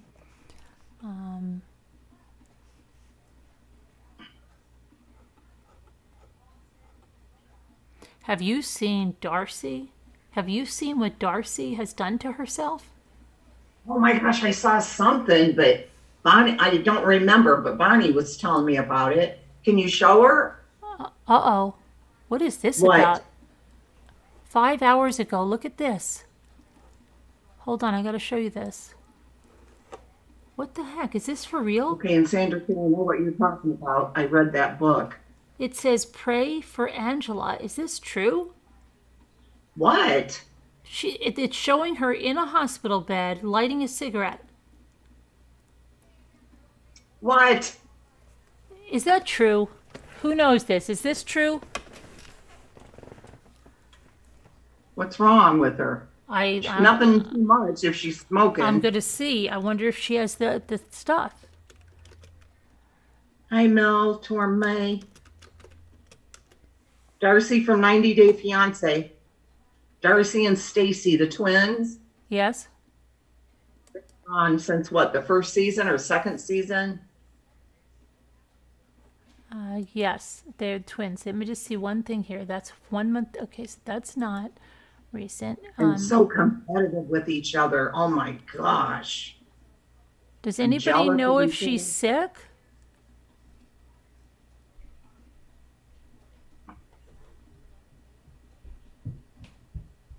It says that 90 Day Fiance, she lost the weight to her Instagram fans, but let's see, the 90 Day Fiance, it's the tell-all. She's not going to let her smoke. She had 5 surgeries in a day to transform herself. She went under the knife. It was risky for Angela, but the boisterous reality TV star did it anyway. And now she's promoting weight loss products on her Instagram, and then she was getting a bad rap because she didn't lose weight that way, you know. Gummies are not only delicious, but they're packed with antioxidants. But that's a vitamin. Is that a weight flat tummy? Oh, I see. Oh, look who liked it. Darcy. Speaking of Darcy, Darcy liked it. This has to be Photoshop, Carol. What? That's not Darcy. Yes, this is the one I saw, and I was like, what? Ask Darcy. She likes it. Look at that. That's Darcy. Yeah, it's heavily filtered. I mean, come on, it's heavily filtered, but I don't know. It's like wacko. What? She did a lot of... I know Bonnie had told me she does not look like herself Weight at all loss, anymore. look at that. Weight loss, the tastiest get back on track program. So she moved into a new house, huh, Darcy? That's not the house she had when she was with that guy with the steak on the bias. She was renting a house in Connecticut. Look at her drinking that. Wow. Okay. That's Darcy there? That's her Instagram, yep. Darcy. She's promoting. I thought that was Long Island Meeting. Yeah. Wow. Okay. Boom, Bob.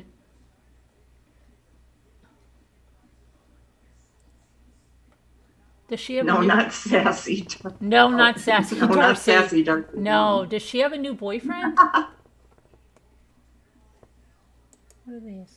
I don't know, Carolyn. I've been watching. Why did they used my behind?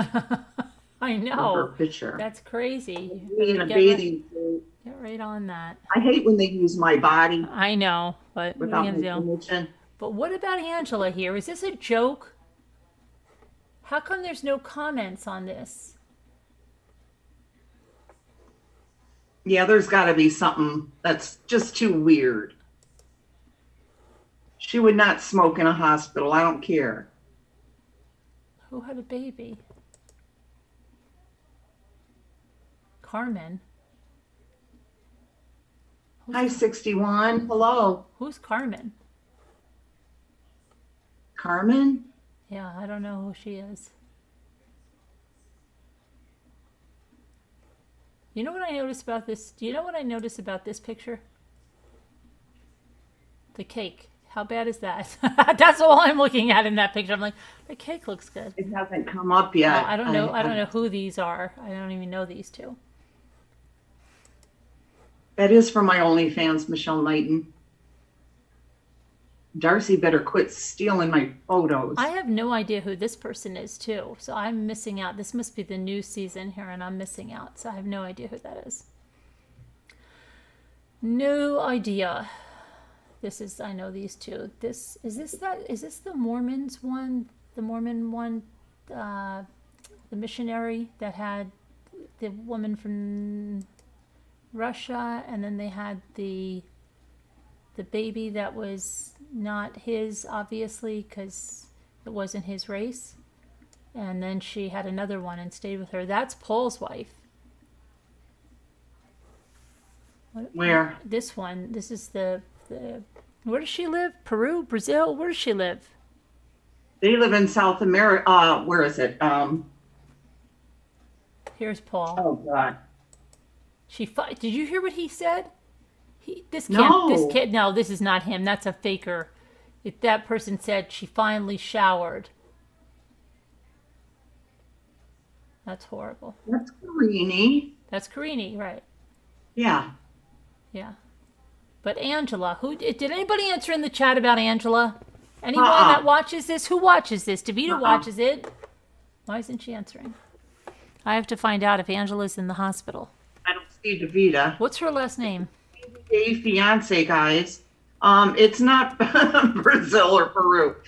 Where is it? Remember? Yeah, I thought it Where was does she live? Where Paul can't learn? It is Brazil. I know it is.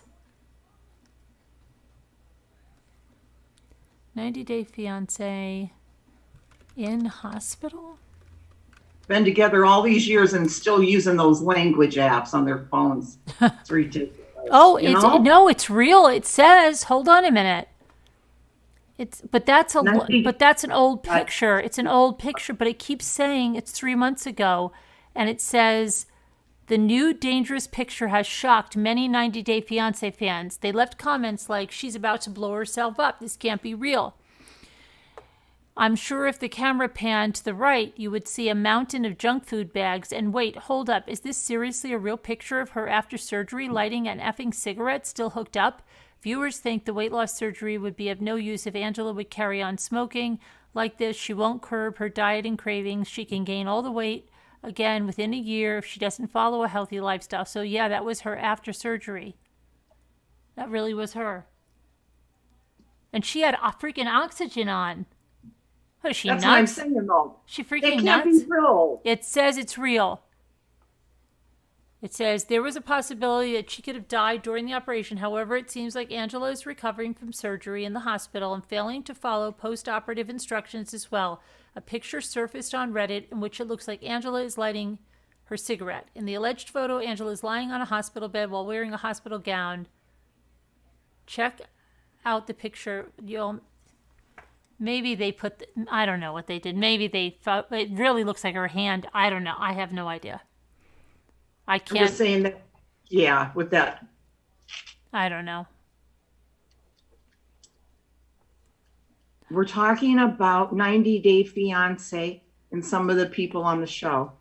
Hi, Sleeping Beauty. Hi, Sleeping Beauty. Alicia.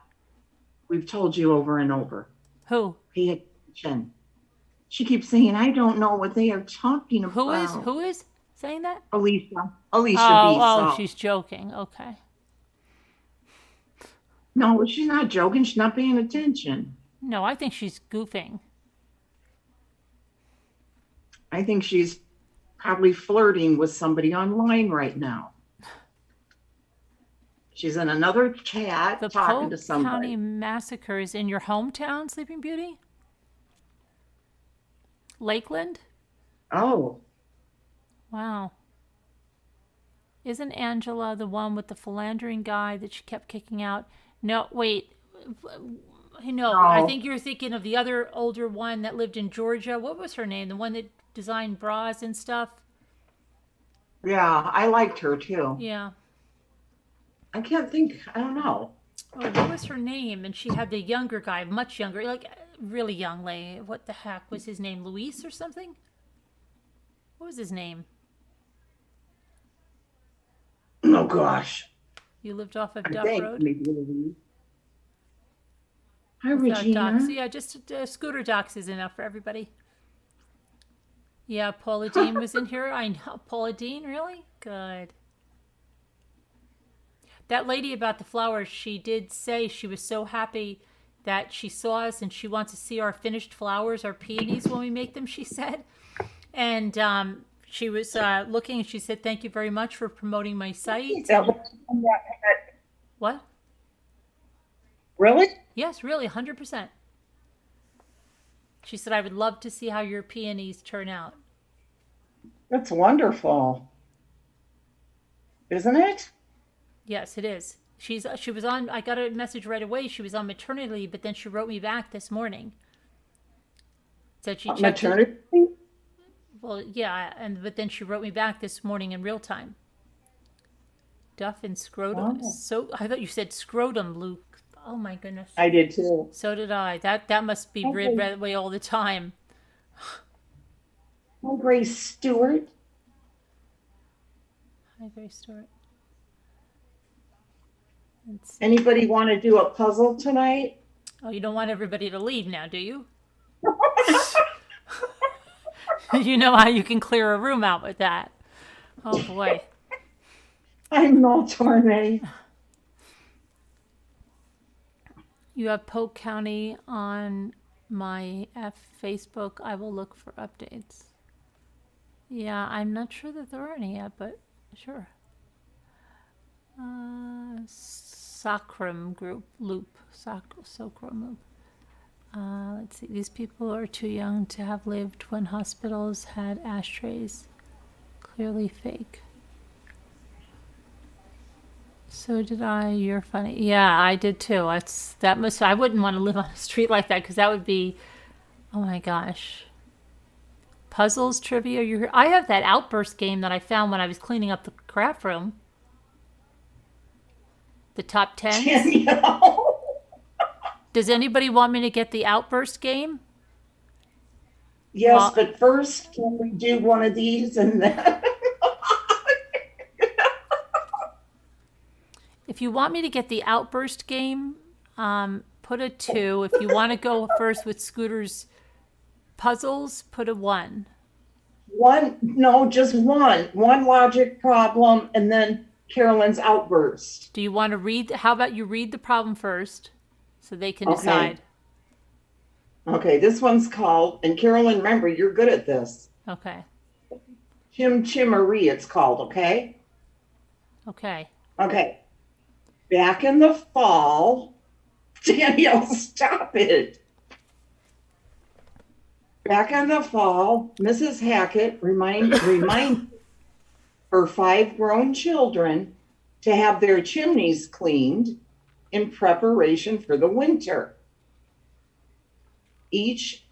That would be like you, Carolyn. Well, you still have 2 that aren't grown, but each took mom's advice, although each called a different chimney cleaning service.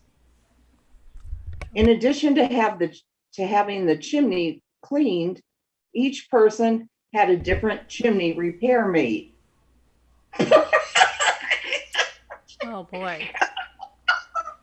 I have to get a pen and paper for this. I don't mind these, but I think everybody in the chat freaks out with them except for Julianne. She likes them. Okay. Listen though, I mean, in addition, okay, 1 had the chimney cap repaired. Each Hackett owns a different type of house. What? Danielle's getting rope. That's what I saw. Each Hackett owns a different type of house. One's a Victorian house. From the information provided, determine the name of the chimney cleaning company each Hackett used, the repair made to each Hackett's chimney, How? Okay. and the Sorry. type of house each owns. Oh my gosh.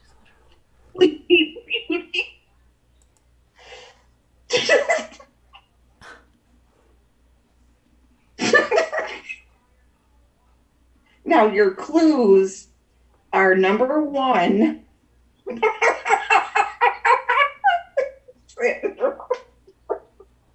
Your clues are number one.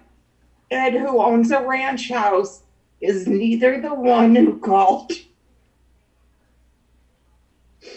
Chimney experts nor the one who called chimney busters. Chimney busters? Look at Sleeping Beauty. Alicia.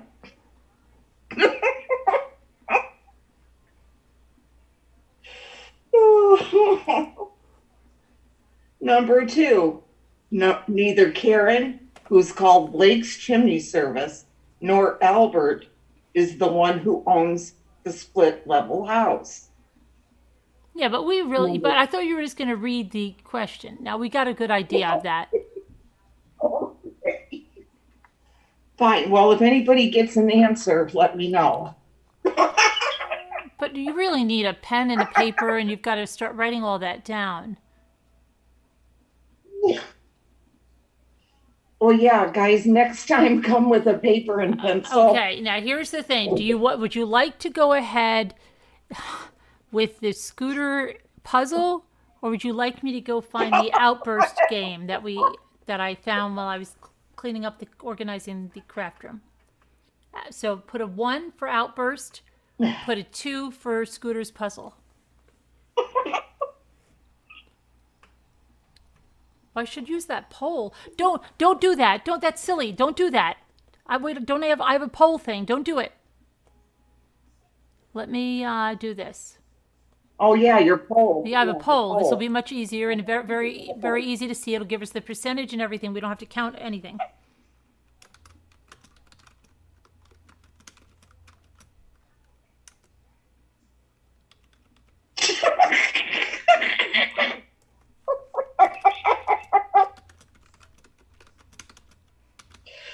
Danielle said, "Can you unplug her?"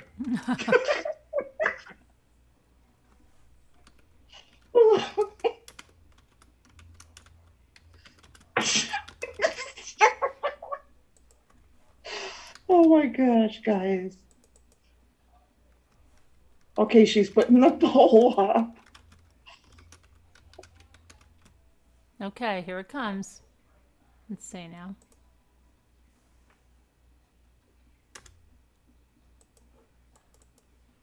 Okay. There we go. Coming up. Where'd it go? I don't see it. Where is it? Where the freak is Oh, it? there it is. Oh, it took a long time to get there. And wow, they already voted quickly. I couldn't even see it.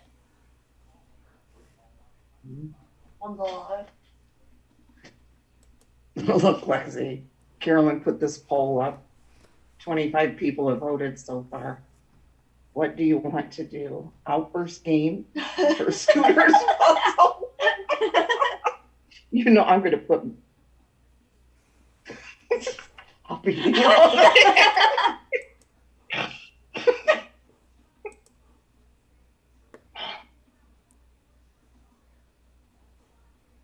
It's close. It's close. Yeah, oh, I see. Danielle. Yeah, I think we've got it. Anybody else gonna vote? No, there's 33, Juju. Now there's 33. Any other people want to be brave and vote?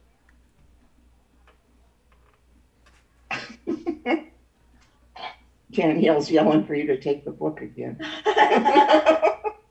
How's the cat? Annoying. Satan, you mean? Yeah, is he really annoying? I think I hush. Nope. More than that, What? she won't even let you pet her now because she wants to wrestle Really? and bite you. Really? Yeah. Is it like Oh, a wait, puppy you that did? goes through the biting stage? When the puppies go through the biting stage? Wait, she's letting me right now. Yeah, because she hears me talking. I'm the cat whisperer. Uh-huh. Hi. Wow. She knows she's on YouTube. She doesn't want to be like a brat. And you? Not anymore. Wow, you're going to be a good baby right now? For now. Aren't you? Huh? You going to be good, Satan? Huh? Hold on the shoulder. Wow, okay. Maybe she's starting to calm down. Oh, she's grown a lot. Yeah. She is Satan. Bonnie said the same thing tonight. She's like, Satan, what do you mean? 38 'Cause I have- now. Lexi and I have scratches all over, bite marks. I have scars on my leg from her. Sounds sweet. Ow. She climbs the curtains. She chases the dog. Mittens does try to play with her, but then she starts to attack her. So then Mittens hisses at her and slaps her like this and everything. And she keeps, oh gosh, it's horrible for real. She's being super great right now. Currently. Currently, yes. Good night, Mimi. Good night, Mimi. I don't think you this much naughty. I hope she All right, outgrows it. I'm gonna go get the game because it looks like the game won. Cutie, we tried. Where are you going? I'm getting the game because the game won. Oh, okay. I tried to find those, Cutie. Lexi and I went to, what was it, Lex, we went to? Petco. Petco a couple days ago and asked for those, and they gave us some chew sticks for cats, but it Some was, treats, actually. yeah, they're treats that they can chew. But it wasn't, they didn't have anything like what you were talking about.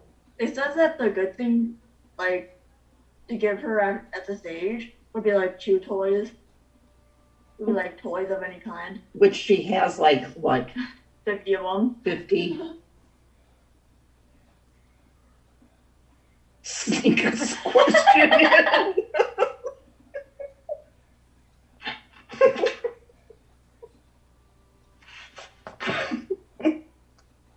Send her to cat obedience school. We would. I don't think Petco is gonna help her. Wow, Yeah. she's Yeah, I don't think the clicker's gonna help her. she's making a liar out of us at the moment. Oh, and I'm able to pet her. Especially tired. Oh yeah, she gets exhausted, that's true. It's really tired. Really close, I know Sandra can. We have to get back to our felting. I just found my felting book, and we never finished the fox. Darn it, no, stop, no. Remember that was in the winter. We did the Cupie stuff, and we did the fox. We have to finish the fox. Lisa left us in the lurch on the fox. I really want to see how it comes out. All right, I'm just gonna get myself an apple. Okay, you got 44 votes here, Carolyn. Yeah, I'm sure it's still the game. 82 for outburst, and then 18 for mine. Okay. Yeah, she does not eat catnip. Kevin had a poodle? Yeah, Kevin has a poodle. Huh. Hi, 61. No, Kevin. What, Kevin? I thought we went through this last time. He doesn't have. He has a pit bull. Oh, Pitbull, Oh. Pitbull. Hi, Sandra K.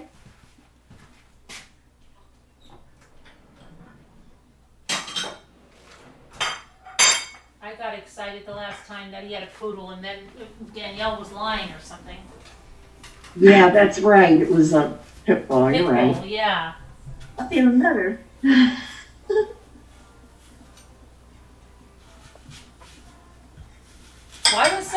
telling Kevin to be careful. Kevin, to be careful? Yeah, someone said, be careful, Kevin. I don't even see Kevin. Where is he? He was Scrolling here, back. he was here before, and someone said, be careful about a home invasion or something. Oh, really? That's what I thought. I don't know, I was kind of busy, but I thought I saw that. Yeah, he's gone right now. Hold on, I'm just gonna give Rocky a little piece of my apple. I did bow out gracefully, Deborah. Hi, Rocky. Yes, she said yes, Pitbull. Rocky, one of Oh. those. Rocky. Alicia says she was lying. She was just joking about the poodle. Pitbull, poodle, same thing. I don't know, Alicia. I guess he was here earlier. When I was lurking, I saw him.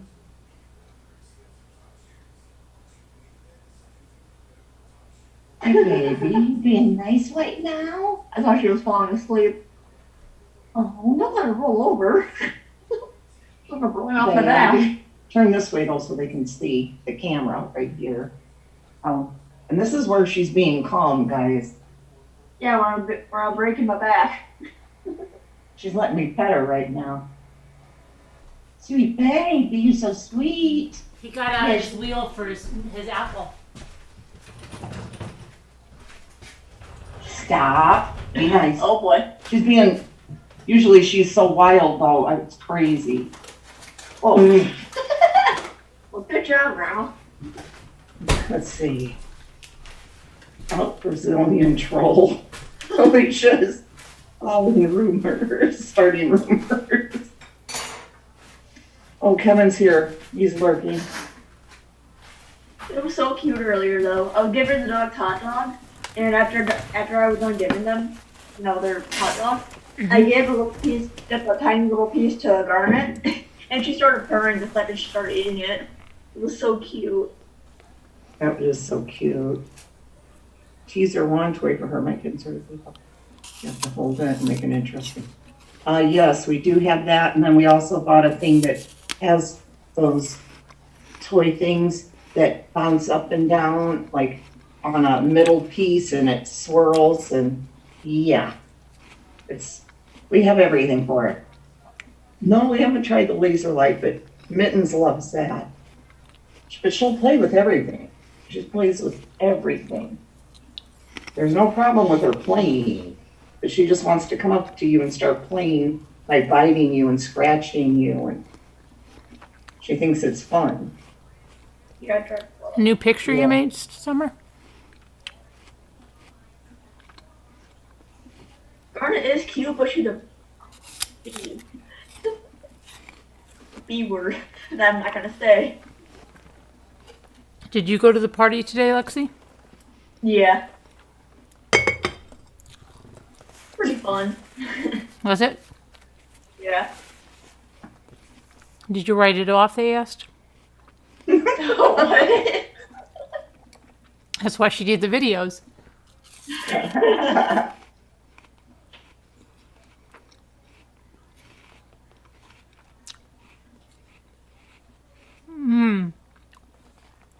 You need a couple of days, Sassy?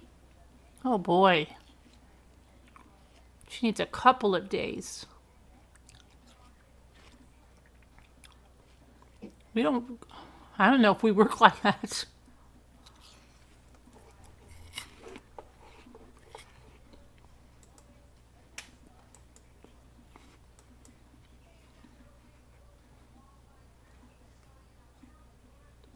Oh, you hear Minnie snoring? How cute is that?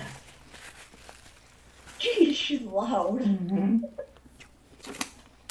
Like a little whistle. Okay. Usually my dogs, well, they don't fight as much as they used to. It's not that they fight, they're like jealous too. Oh, this is the one I've got the reader thing. Remember? I forgot this. Is that a Biscoff? What? No. It's peanut butter and pink lady. Biscoff? No, it's peanut butter and pink lady apples. Oh. We are in Indiana, Roots, Calhoun. That's River Forest in the name of my school. Yeah. We're in Hobart, but River Forest is, In Lake Station. yeah, it's right across the highway. And that's where she lived while she was in school. Somebody tried to text you, Sassy. I think Nana Patty. Who tried to? Didn't somebody try to text? Sassy. Yeah, she said that she needs 2 days' notice now. 2 days. Mm-hmm. The heck?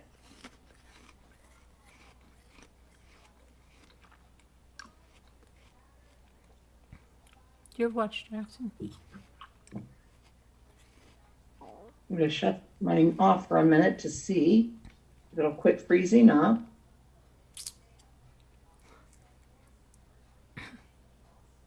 Are you really eating a vat of bacon over there? Heart made wise, yes. I was thinking about that Jackson Galaxy guy. Yes. The Cat from Hell show, yes. Yes. I have been thinking about him. Because hopefully she'll outgrow this, you know. She's just a kitten. Otherwise, she'll have to Yeah, gas. she's about 9 weeks or now. Otherwise, she'll have to gas her. Probably a little. Okay.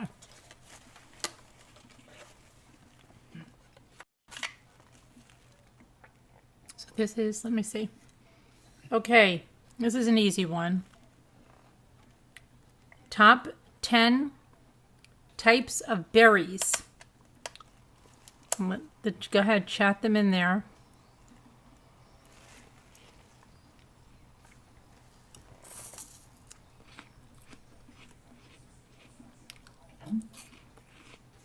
Oh, okay, QB, thank you. I'm going to check that out. I'm going to order some. Thank you. I think she'll also put a screenshot of a toy too. Okay. Cat dancer. Oh, okay.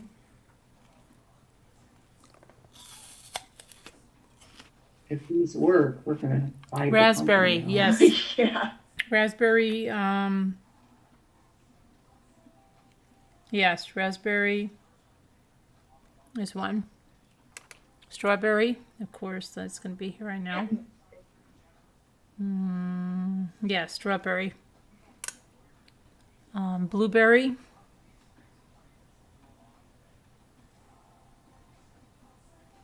Yes. Snozzberry. No. Blackberry. Yes. Would you want that? Oh, My geez. neck for a minute. Not hard. No, don't do it hard. Should I just break her neck right now? Stop. Mulberry. Yes, mulberries here. Gooseberries. Yes, a gooseberry's here. I've never even had one of those. Remember, the gooseberry used to be like this gooseberry patch something. Blackberry, we got boysenberry. Yes, boysenberry.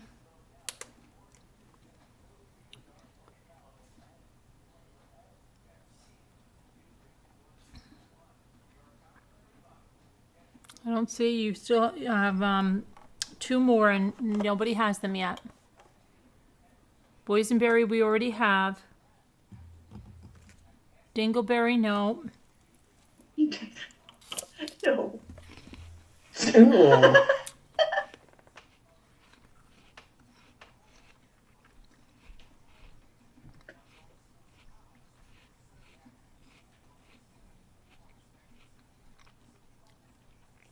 Knott's-berry, nope.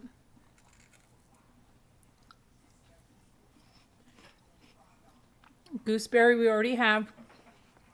Cranberry? Yes. Good. One more. You're probably not going to get it, but I'll let you keep guessing.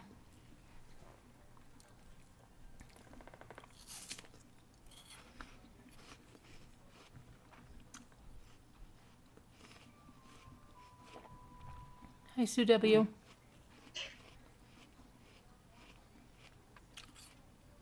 Halleberry, no. Huckleberry, you got. I thought somebody got huckleberry already. Oh, let me see. Yeah, Huckleberry, no. Yeah, we didn't have Huckleberry, but there's still one left. Chuckberry? No.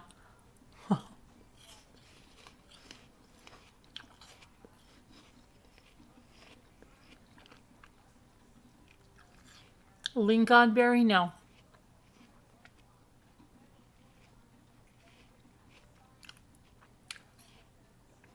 Berry Bonds? No. Elderberry? No.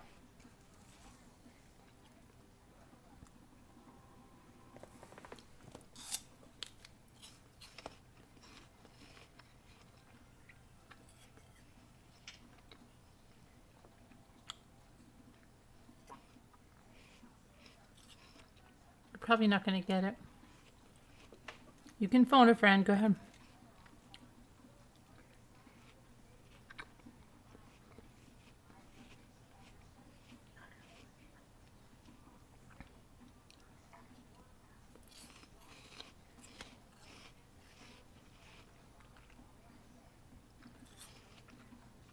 Nobody knows it?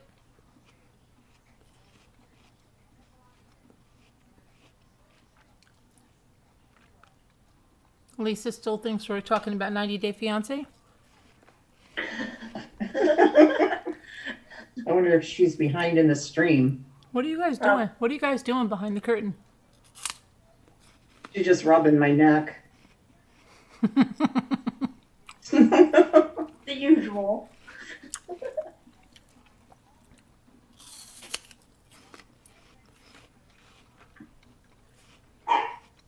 Hush. Goji berry? No. Good answer though. This is why you should be going to market. Wednesday. Pharmacy has an appointment available. You do think that Roots? Well, lychee berry? No. You're close, a heart made wise. You've got one letter right.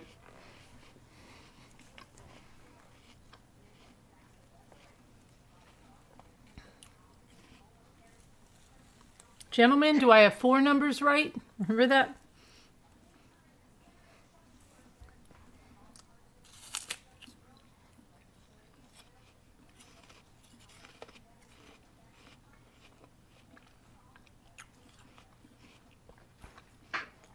Thank you.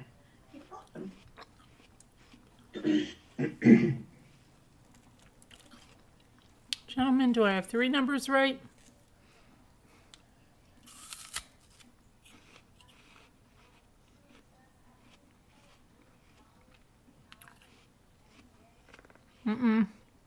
Buy berries? No.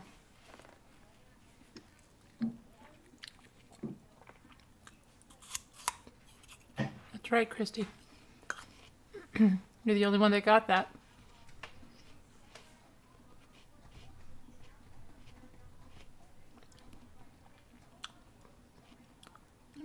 Close, Leah Jane.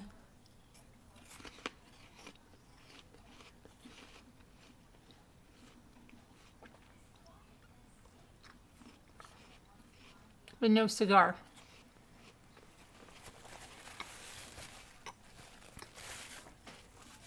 Nope. Sorry, Sandra, not tea berry. There you go. M got it, a Loganberry. Okay, let's do this. Alicia, this is right up your alley. Top 10 Spanish-speaking countries.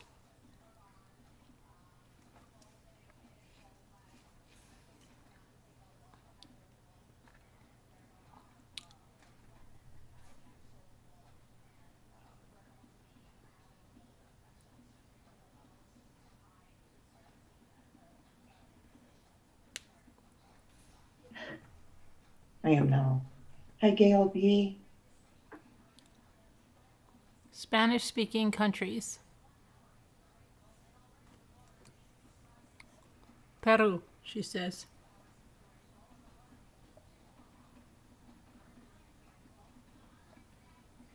Do you know Peru is not here? Oh, it has to be. Mm-mm. No, it's not. Peru, Colombia, Chile, Argentina, and Wait, Ecuador. you're giving all the answers. That's not right. I'm sorry, I was My reading. goodness. I was reading Alicia's answer. She gave all those answers already? Yes, she gave all those answers. Okay. Okay, hold on a minute. Argentina, Chile, right? What else did they say? Panama, yes. Spain, yes. What else? There we got. Somebody said Guatemala. Yeah. No. Yes. No. No Guatemala. Chile, we already have. Mexico, yes. Okay. Ecuador. No Ecuador. No Ecuador. What else do we have? Puerto Rico. Sleeping Beauty. What? She goes, chill. Thanks, Scooter. I was reading Alicia's off. She said Chile. Puerto Rico. Chile. Okay. Oh, Chile. Chile. Thanks. What else? Come on. China, no. El Salvador, no. What was the question? Spanish-speaking countries.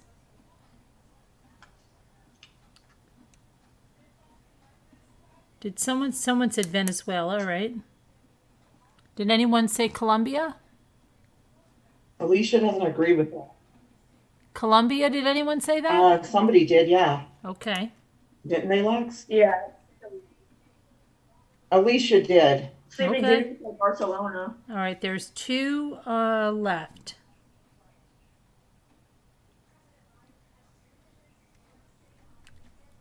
Honduras, no. Cuba, no. Let's go. Cuba. Costa Rica, yes, Alicia. And The Dominican Republic. right, yeah, nope.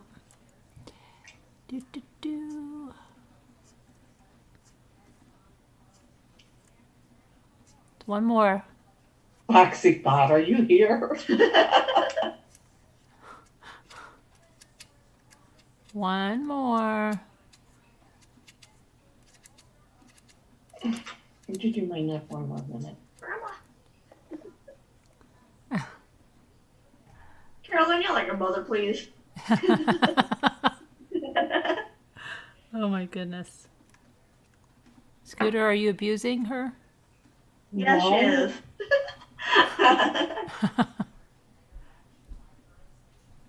Let's see.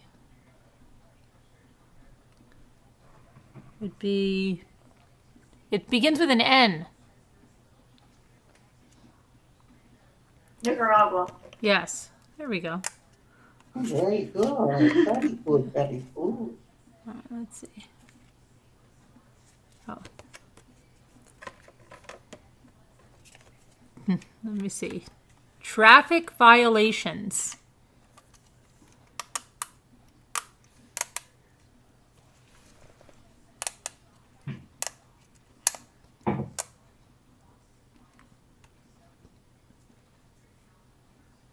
Hitting a pedestrian. What did you say? Hitting one?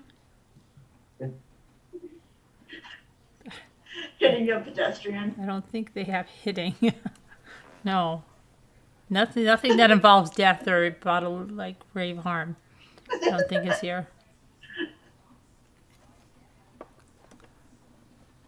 You have to let the chat.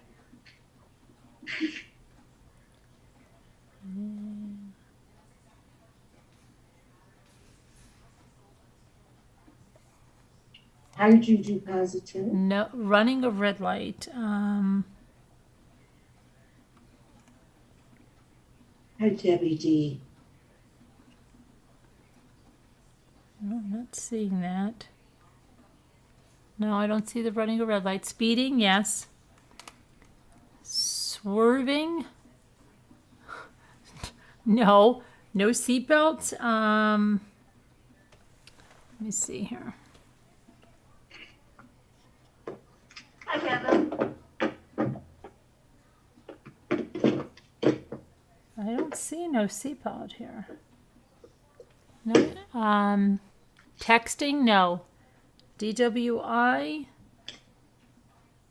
Let's see.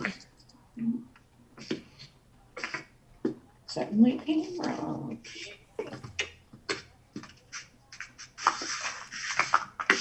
No DWI. Traffic violations. No headlights. No. No. Think traffic violations. Parking illegally.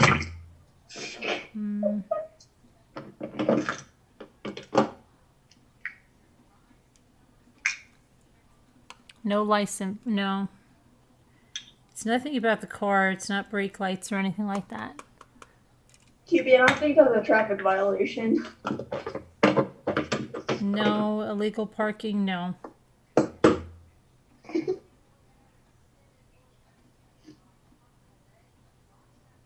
Hi, Kevin.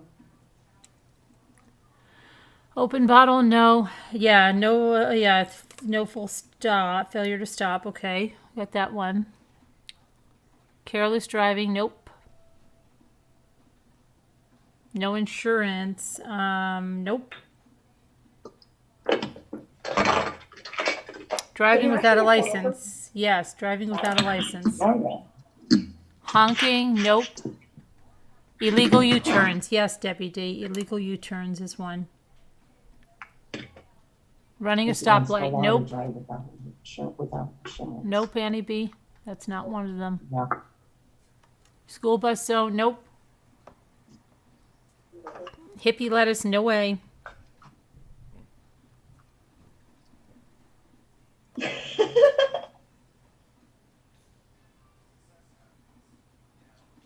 did it say?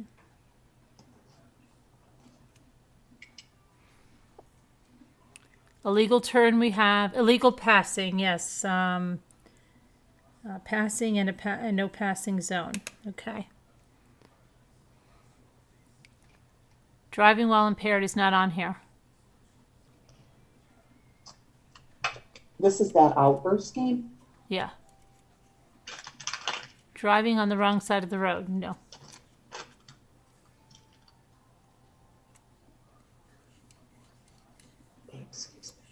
Failure to signal, nope. I think we're going to be here all night on this question. I think so too. Loud exhaust, nope. Tailgating, I'll give you that. It's following too closely, okay? I'll do a broken headlight. No broken headlights.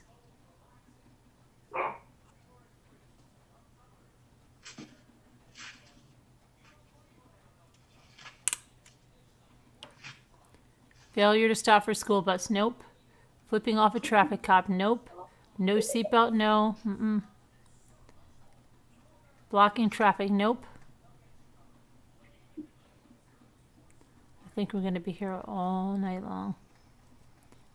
And the honking, nope.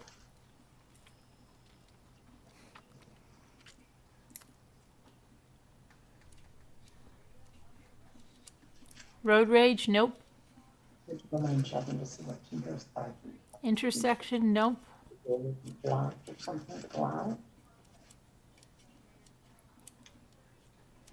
Oh, Scooter's going to do a flower now. Well, I'm just going to cut some pieces All right, out. I'll just watch you. Littering, nope.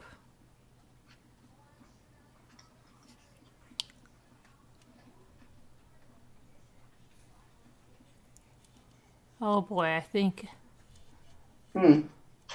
Failure, nope. Hit and run, no.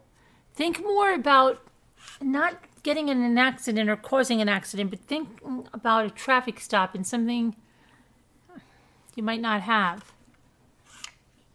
No turn signal. No, something else that you might not have.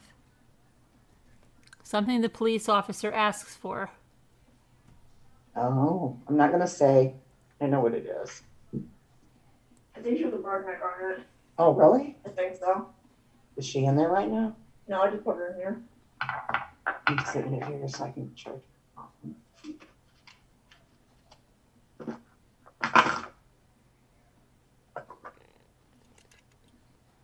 I'll give you that, Roots. Driving without a registration, okay?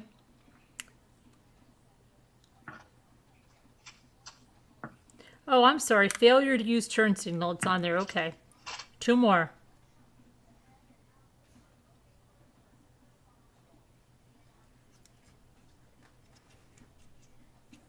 No, no insurance. Nope.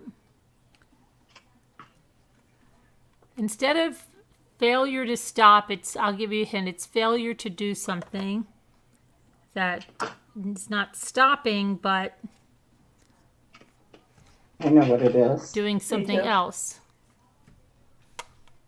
Driving on the shoulder, no. And there's another one that has to do with passing.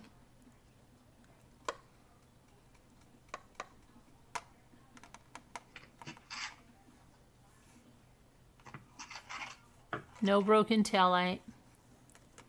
No driving on the shoulder, no plates, no blinker, nope. Underage driving. Nope. Spire tag, nope. Failure to pull over, nope. Yield, yes, Nana Patty. Yeah, I Failure knew that's to what yield. it was. Wasn't gonna say it, but that's what I was thinking. And one more about passing.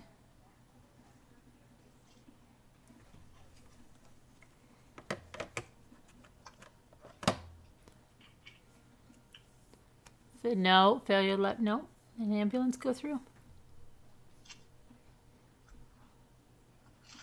Passing train rails. Nope. Look both ways. Passing on a double yellow line. Nope. Failure to identify yourself. Nope. Passenger on the roof. No.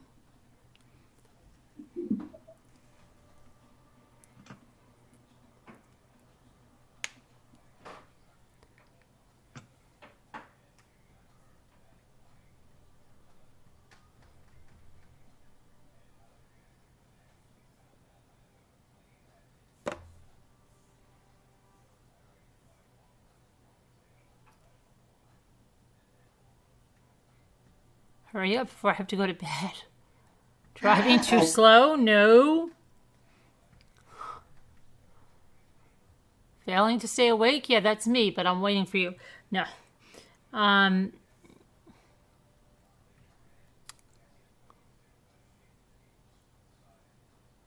in the truck? No. It is That one was passing on the right. There you go. Heart Made Wise just got it. Oh my goodness, that was a long time. See how my son keeps messing.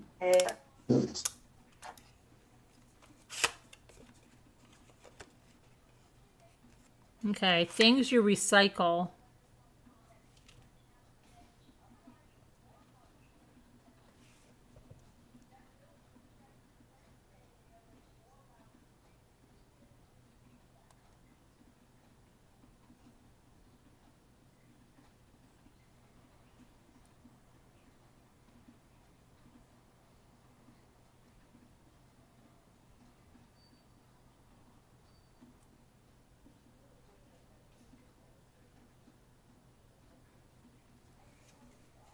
Sorry, Roots.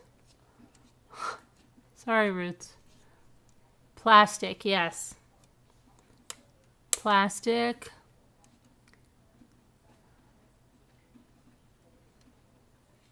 Bottles, not there.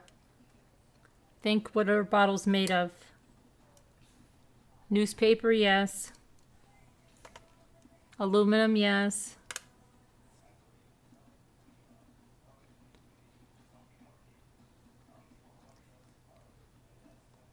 Glass, yes.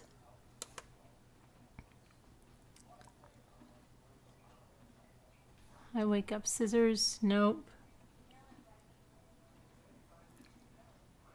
Cars, nope. Aluminum. Tin cans, yes, tin. Let me see. Toilet paper, no. Copper, no.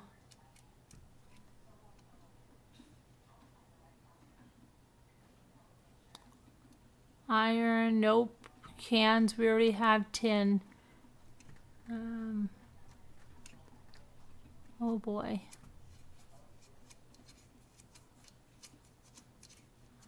Goop, nope. Okay. Not a newspaper, but a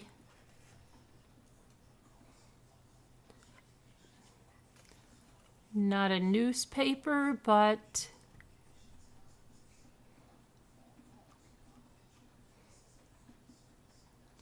not a newspaper, but what? Ex-boyfriends? Computer, yes, computers, yes, good.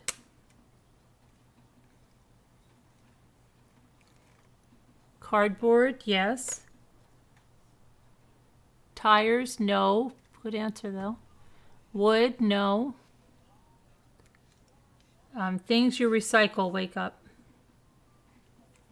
Magazines, yes. So there's 2 more. Hi, wake up.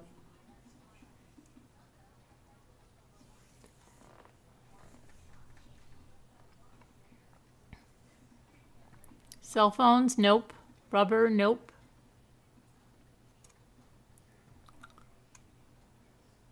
Batteries, nope. Inserted, yeah, I'll give you that. It's junk mail. Wake up, I'll give you that for that. Junk mail. You reuse them, Cal? Yeah, okay. What did he say? I called Roots Calhoun, but he said, what did we call him? Calhoun, isn't it? But he said we called him something else. I don't remember what we said. I think he said that you called him Callahan. Oh, Callahan, Roots right. Callahan. Oh, okay, yeah. Calhoun, okay, Callahan. I don't know why I was doing that. Okay. Milk cartons, no. What is it? That's, oh.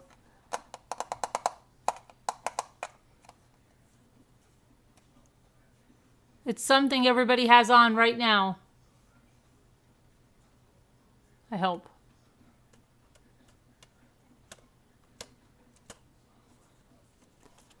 I hope they do.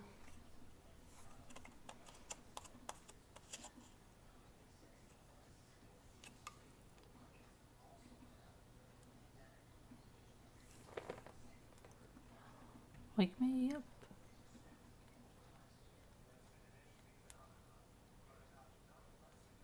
Clothing, yes. There we go. Wow. That's a long game.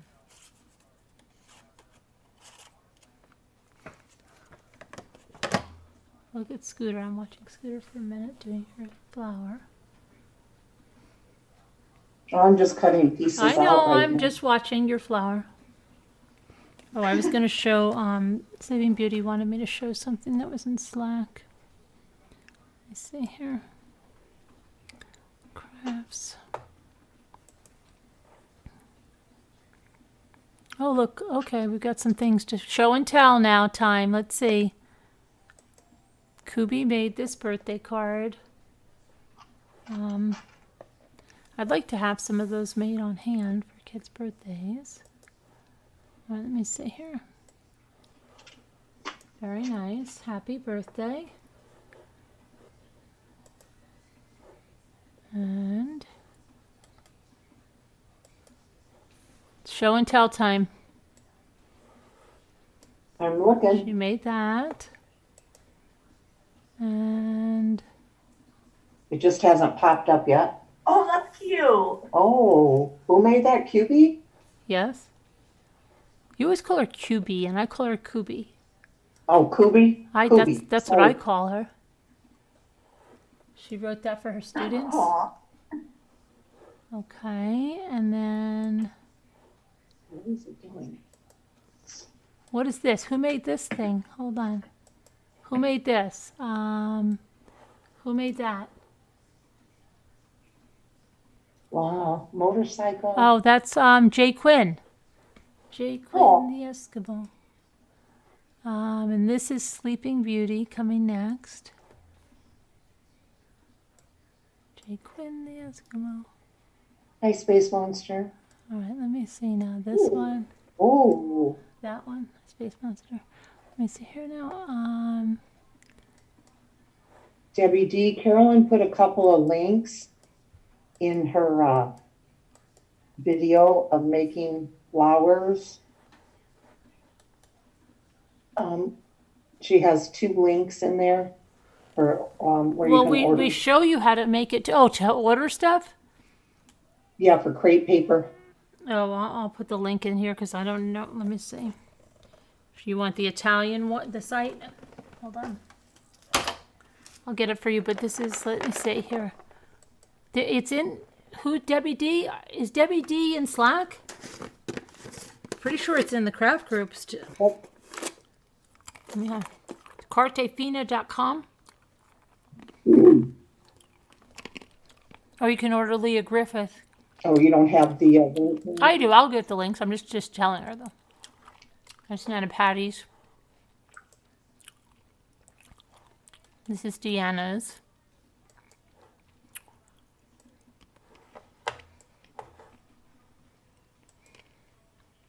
Nice. Okay, that's show and tell. And Ooh. hold on, I'll get you the links. Ooh, that's beautiful. Diamond painting. Ooh. Oh, Jay Quinn has some flowers here. Hold on.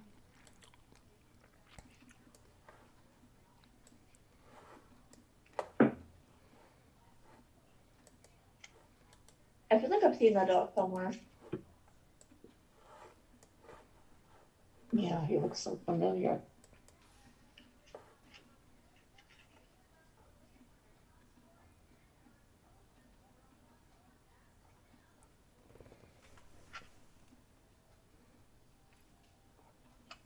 Ooh, those are pretty. Ooh, who did those? The flowers. Flowers, Jay Quinn. Ooh. Gorgeous. I don't know what they're made with. What are they made with, Jay Quinn?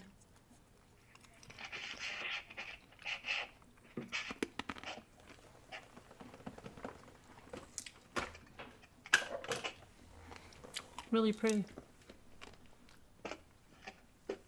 Looks almost like tissue paper, but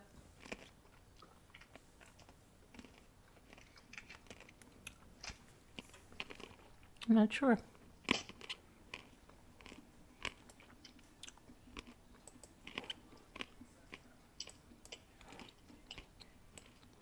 Oh, look at 10th Angel's been making little miniature flowers.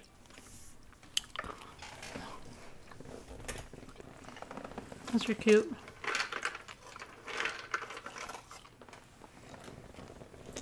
Oh, look at the little miniature perfume bottle.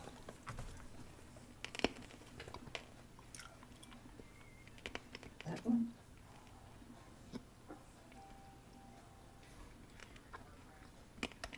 Yes, wake up.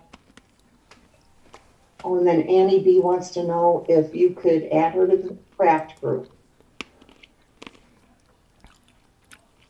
Okay, let me do that now before. Oh, wow. Oh, this is so cute. Those are adorable, aren't they? Yeah. Okay, that's done, Annie B, I think. I'm pretty sure. Yes, wake up. Yes, What?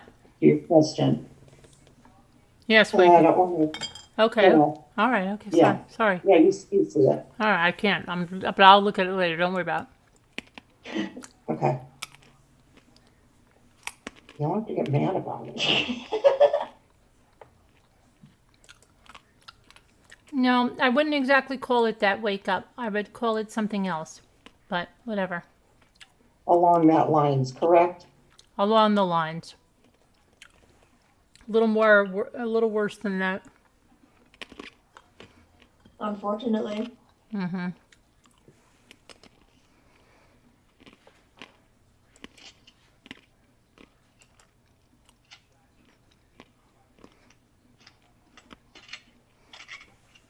Can you add me? Nana, Nana, didn't I For have the you in craft. craft? All right, Nana, okay. I'll get you the links to Nana goes to craft. I thought you weren't in craft? Okay.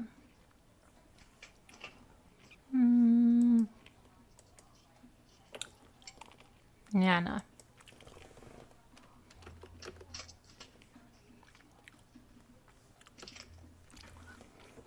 Okay.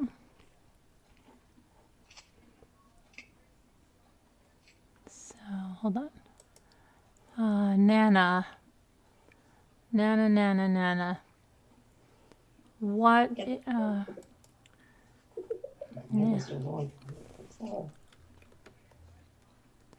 Nana.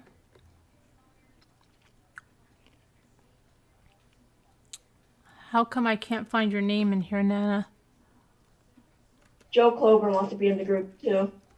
In the craft group? Okay. Nana, what is your... Can you give me the start of your name in Slack? Because it's not under Nana.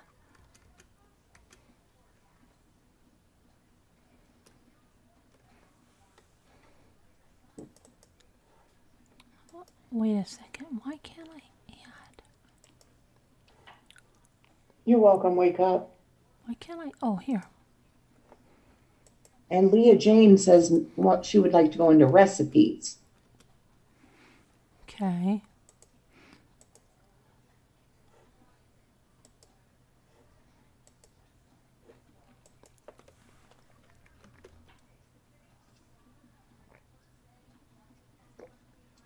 I think you'll need to start making a sign up sheet for all the groups. Yeah. What'd you say? Nana, if you want it, just... I think you'll need to make a sign up sheet for all the groups. Yeah, I know. Who wanted to go in recipes? Leah Jane.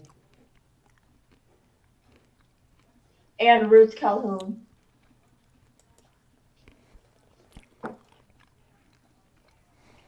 Oh, Tracy W's behind. She says passing a school bus. You're behind in the chat, Tracy. Uh-oh.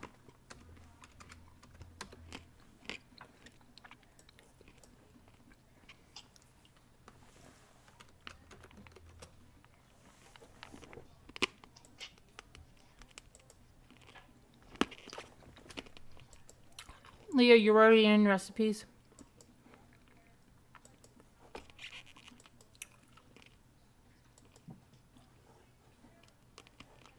Okay, I'm going to put the Amazon link for the Leah Griffith paper that Scooter's using, and then I'm going to put the Italian site. Yeah, I want to check out that one as well. Because I need to get some more colors.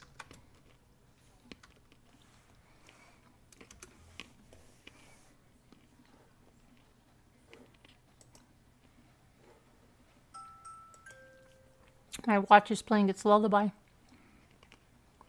I heard that. Where That's right, was because that? it gives me a warning that it's almost time for bed. Because I was just thinking of that song, because that's one of the songs Maddie's going to sing for tryouts, and it'll be in, it has to be in a foreign language, so I believe it's German. Yeah. And I've been listening to it on YouTube, the one she's going to sing. Oh, yeah? So and I keep listening to it. So I've been thinking of that song. It's so funny when I heard that. Wish you're going to the tryouts, too. Oh, no, I won't be there. Scooter. That'll be No, at I'm college. Scooter, it's a joke. I mean, you're going to try out, too. Yeah.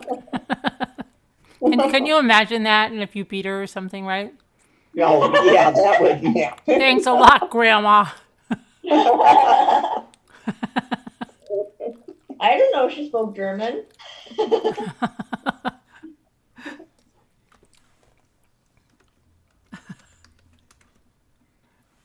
Yeah, it's a foreign language song. Boy, I hope she gets in. But if she doesn't, she doesn't. Yeah. What's it for? For college, the university.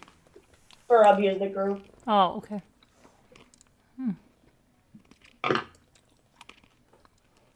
Okay, here's the link to the paper and that Scooter's using.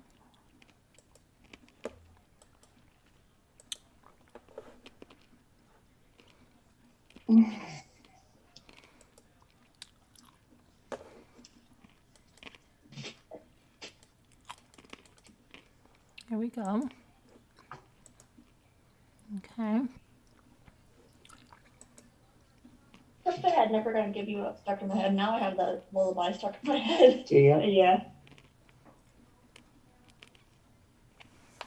I'm nuts. I'm eating nuts. I know. But no one could ever say anything about me eating ever again. Sorry. Never. Can never happen again.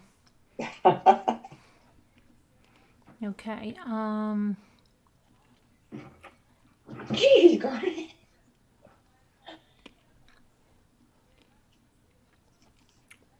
What's Wake Up saying? No, what's that about? What's up, Wake Up?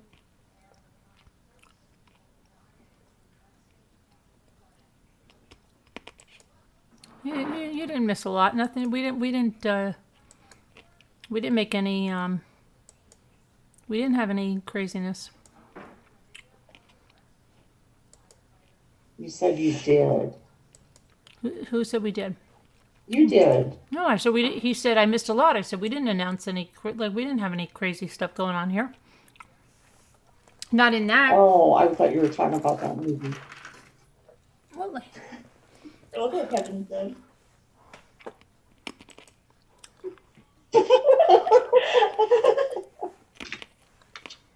That wouldn't be me, would it, Kevin?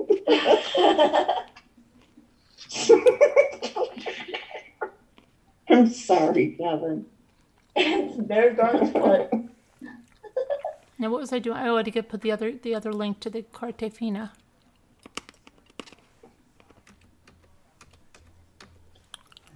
Hi, Paige. Garden, you're not the following.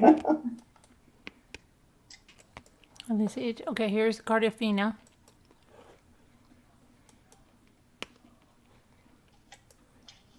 Okay.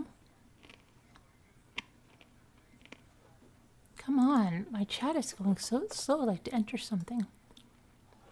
I wonder why. And it's been doing it all day. But it does that a lot, doesn't it?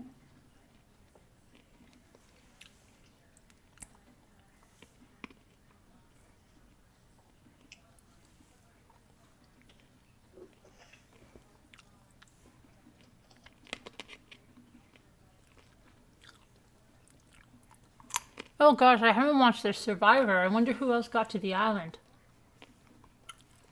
Oh, it popped up again. I didn't get to watch it either yet.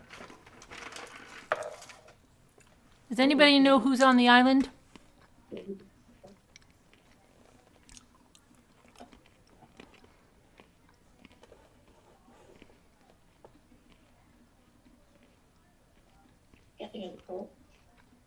Mm-hmm. I hit him earlier too. I don't know how he came back with the same name.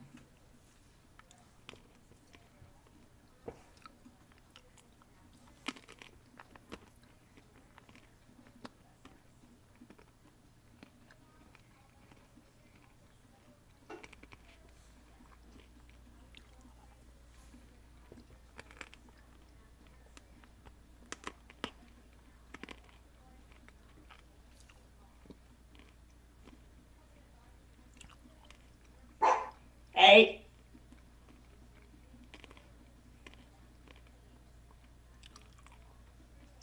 Oh my goodness, wait a second. I gotta see something.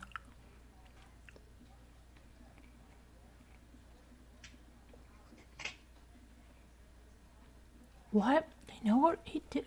Oh, hold on a second. I gotta check something. Roots, that's in Slack. That's the Slack group.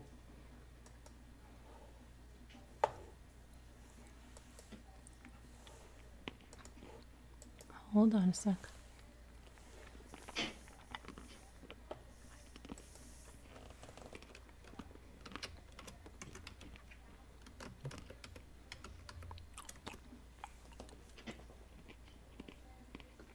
Oh, wow. Roots, are you subscribed to Sandra Rusek's channel? Oh, Scooter. What? I'm going to send you a link to something. Okay. Oh, he's still there. I mean, My island So- partner is doing something tomorrow. Island partner. okay.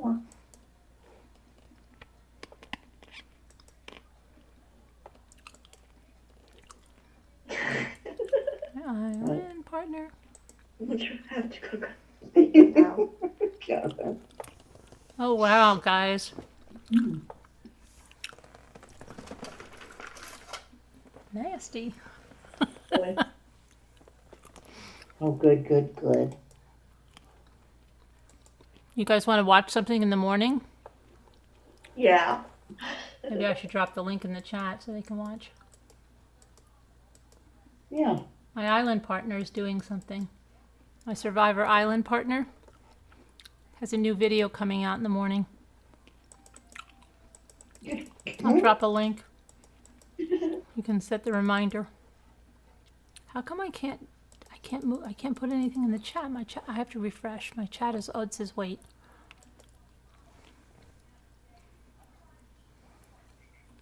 Hi, Ashley Liz. Maybe I have to get rid of this poll. Let me get rid of the poll. Come on, what is on with this?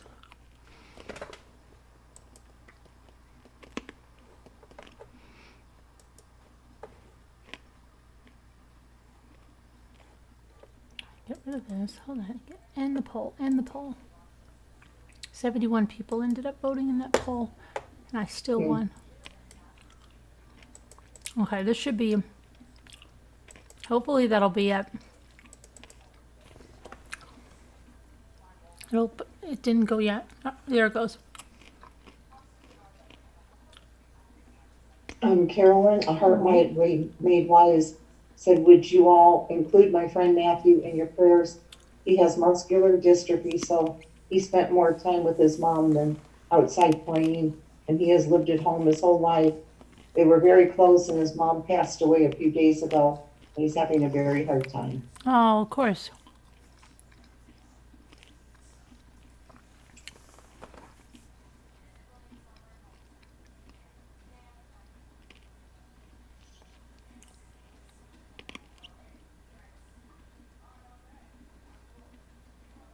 Just for a piano. Hi. Who's gonna post everything? What, Daniel? I think she's talking about you. Talking to me. The link. Oh, I put the links. Where's Moo? Moo's here. Wake up. What are you, the Inquisition tonight?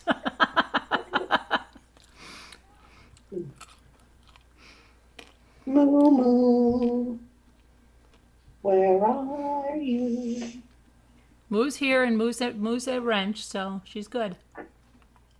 I think she'll be very mad if she doesn't have a wrench. Mm-hmm.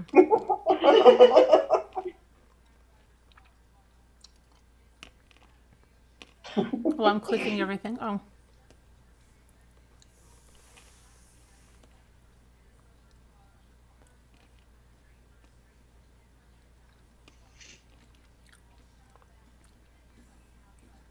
Sleeping Beauty wants to know Yeah, my how daughter, she's your doing daughter- a knock on wood.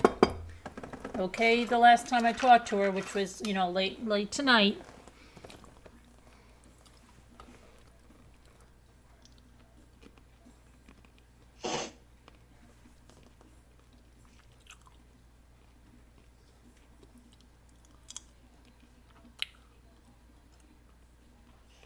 Take your time. Are you a good wrench or a bad wrench?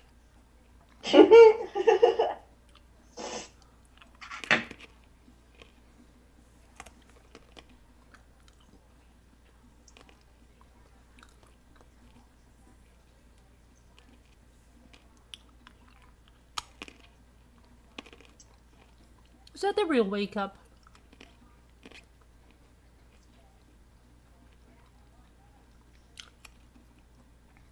Yeah, I believe so.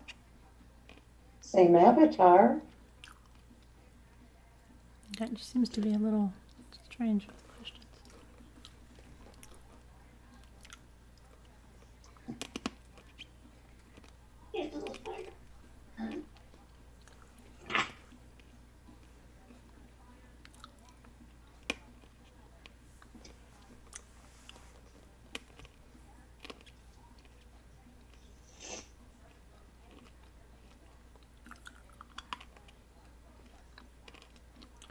Moo is here. I mean, she's probably, I don't know if she's around, but totally. Probably sleeping or laying there listening. She's definitely here. Don't worry about it. We should have a list of everybody. They're here. Yeah, present. They're just not here.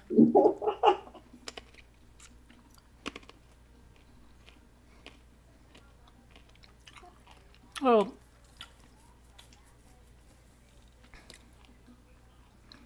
8 months, something. Oh, I'm making coffees, right? Okay, Nana Patty. Thank you.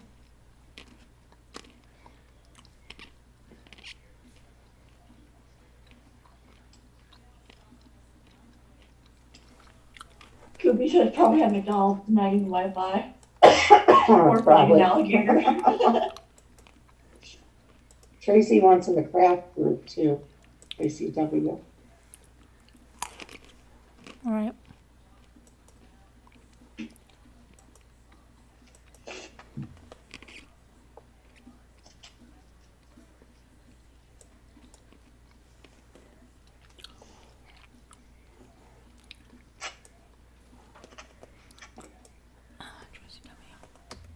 Oops, I have to go to...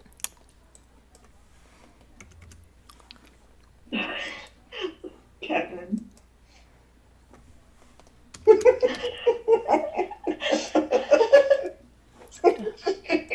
You're in there. Kevin, I'm sorry, Kevin.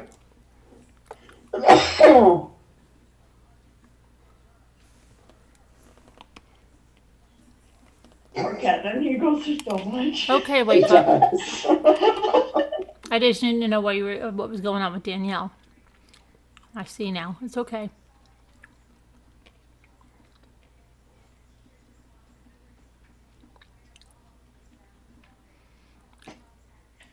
Feeding an alligator.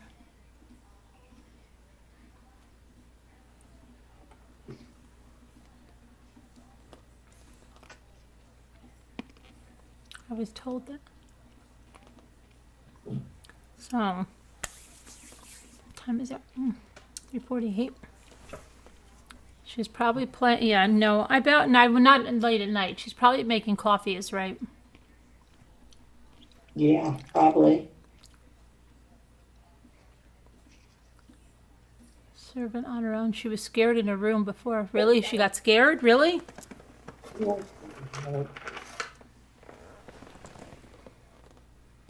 Yeah. Congratulations to Deborah Vancouver in this week's Top Chatter. Ooh, what a surprise.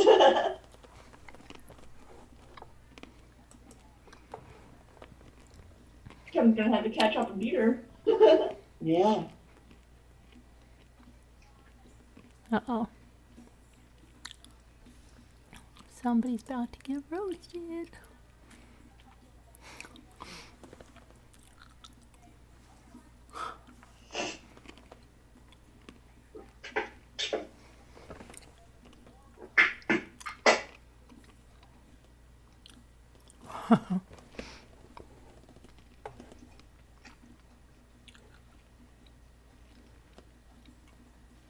Oh, wow. What? Everybody's, there's some people in the chat of that upcoming video. Nasty. What is it? That's the song he says, right? You nasty. Isn't that what he says? Yeah, yeah. And you're right, it is nasty fam or nasty fam, you nasty, right? Fang, no, Fang. It is actually Fang. I think nasty Fang. You Well, no, it's Fang Gang, the Fang Gang. What are you guys watching? BX Beast Boy. You nasty. He's got a premiere coming up, Lexi, tomorrow. Yes. I just dropped the link for it. Nasty Fang, nasty. Oh. I bet he'll be singing that song. He'll probably also do the door banging thing. Hi, Jeanette. Hi, Jeanette. Hi, Jeanette.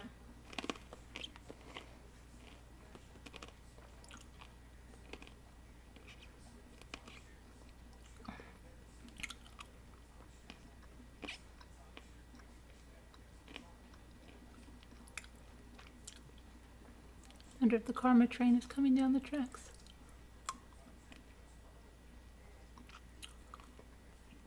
Hear that karma coming? Oh, darn it, stop it. That would be funny. You know that one? What is that song? Hear that bubble coming? It's coming. Hear that? Hear the engines coming? What is that song? I'm not sure. Coming down the tracks with, Really not sure. you know, clickety clack. Oh, come on. Clickety clack, it's coming down the tracks. Something. It's coming down the tracks with, oh, look at. I don't know. You're supposed to remember this. I'm not sure I've ever heard it. With something, something.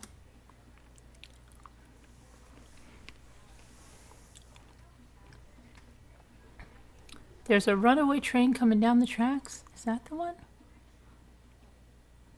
What's that coming down the tracks with? There's a train. Oh, come on. Huh? Camera's broken. Yeah. Okay. Come on. This coming down the tracks. It's got. Come on, there is something. It's coming for you. There's a train coming down the tracks.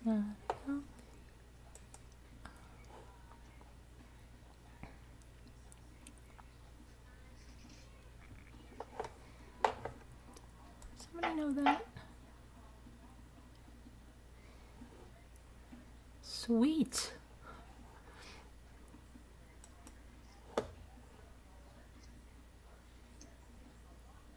Any plans for tomorrow?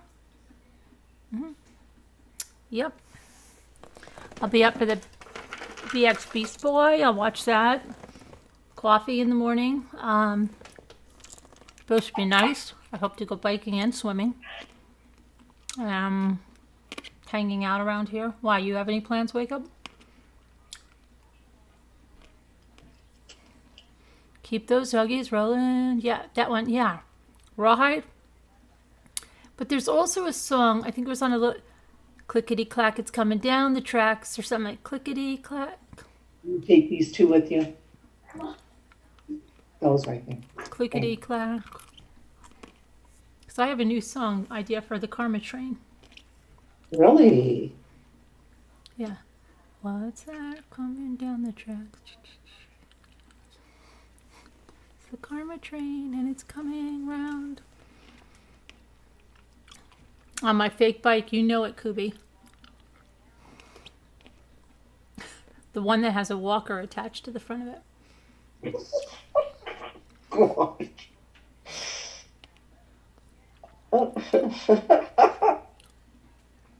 You're so funny. You're so funny. I should hook up my app when I'm doing then it's so everybody the whole No, you don't need to prove anything. Don't prove anything to anybody. Do not do that. Please. No.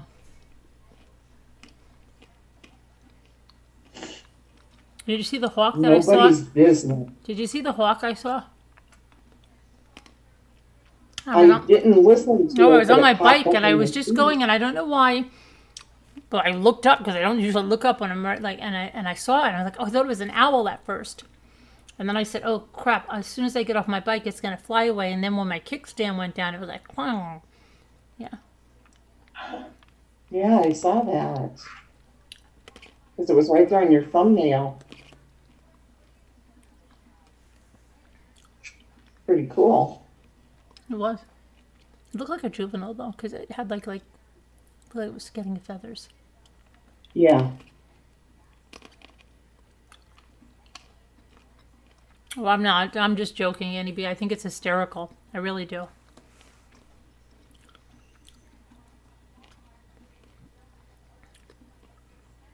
Oh, there goes your camera. Mm-hmm. Was it a hawk? It was a hawk. Yeah, we saw a juvenile eagle. in the paper the other day. A juvenile is like 2 feet freaking tall. It's crazy.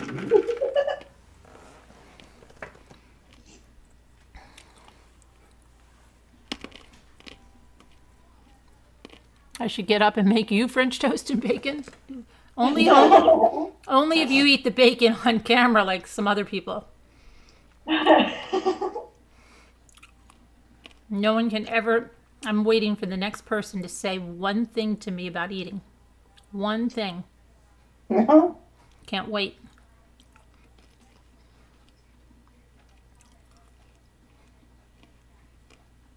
No plans unless we all show up and bring a dish. Where do you live, Wake Up? What state? Are you in Pennsylvania?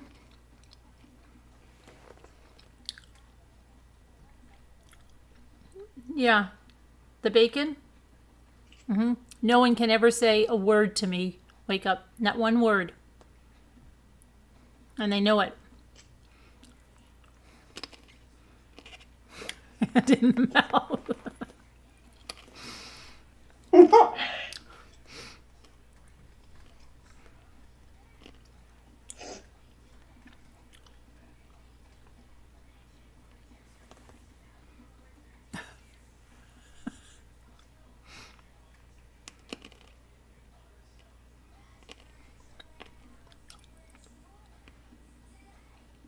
Oh, I know, Nancy.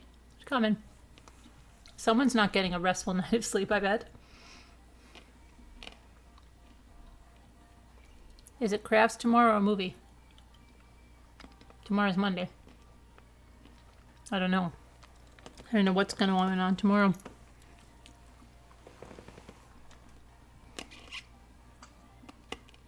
It's always a surprise, Sleeping Beauty. We fly by the seat of our pants here. I'm not a big planner, if you haven't noticed. Anytime I plan something, something happens, so I don't plan things.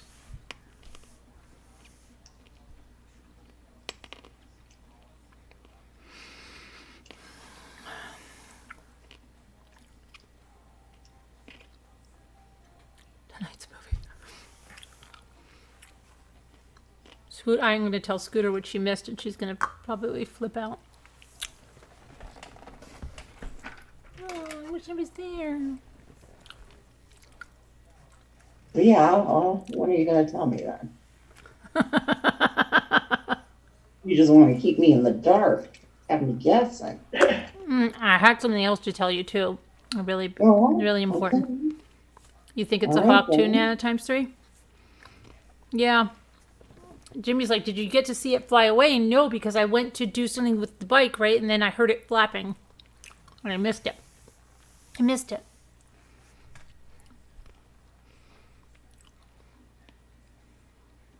Good morning, Rosie Posey Crafts. Yeah, look at Danielle said, you missed a lot, Scooter. It's good night for me, Rosie Posey. Hi, Rosie Posey. Rosie Posey never comes to crafts. And no, either does Jackie Burns. Yeah, they need to come. They should. Yes. You really should. Really should. All right, well, friends, it's 4 o'clock, and I think it's time to say goodnight. We don't have our theme song yet, but we will soon. We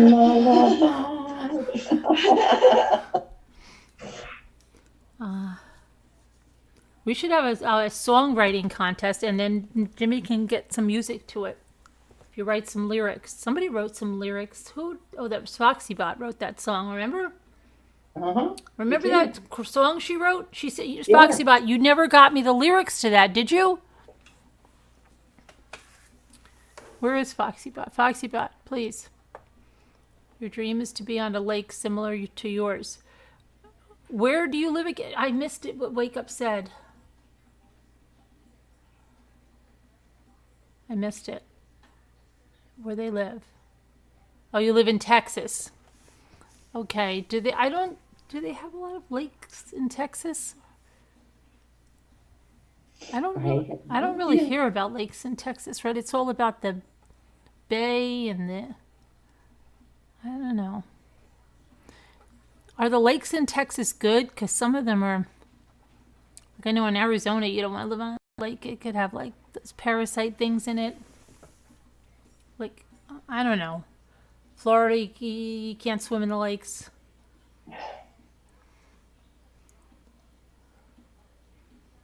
I don't know. We'll see, you guys. Why are you crying? Who's crying? Why is Lisa crying? Boxy got is supposed. Oh, okay. All right. You realize I'm a professional songwriter, right? Are you a professional songwriter, Roots? Yeah, but you would write a lot of curse words and stuff that we can't have. I know you would. If you can come up with a Rambler song, Roots, that doesn't have curse words and raunchy stuff. But see, I don't think you write songs like that, do you?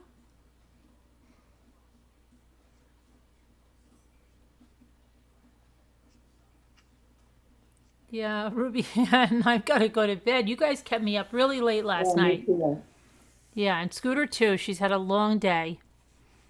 And tomorrow we've got Ruby Ann. Tomorrow, Ruby Ann, did you see we've got? I'll chat with you on the video tomorrow. All right.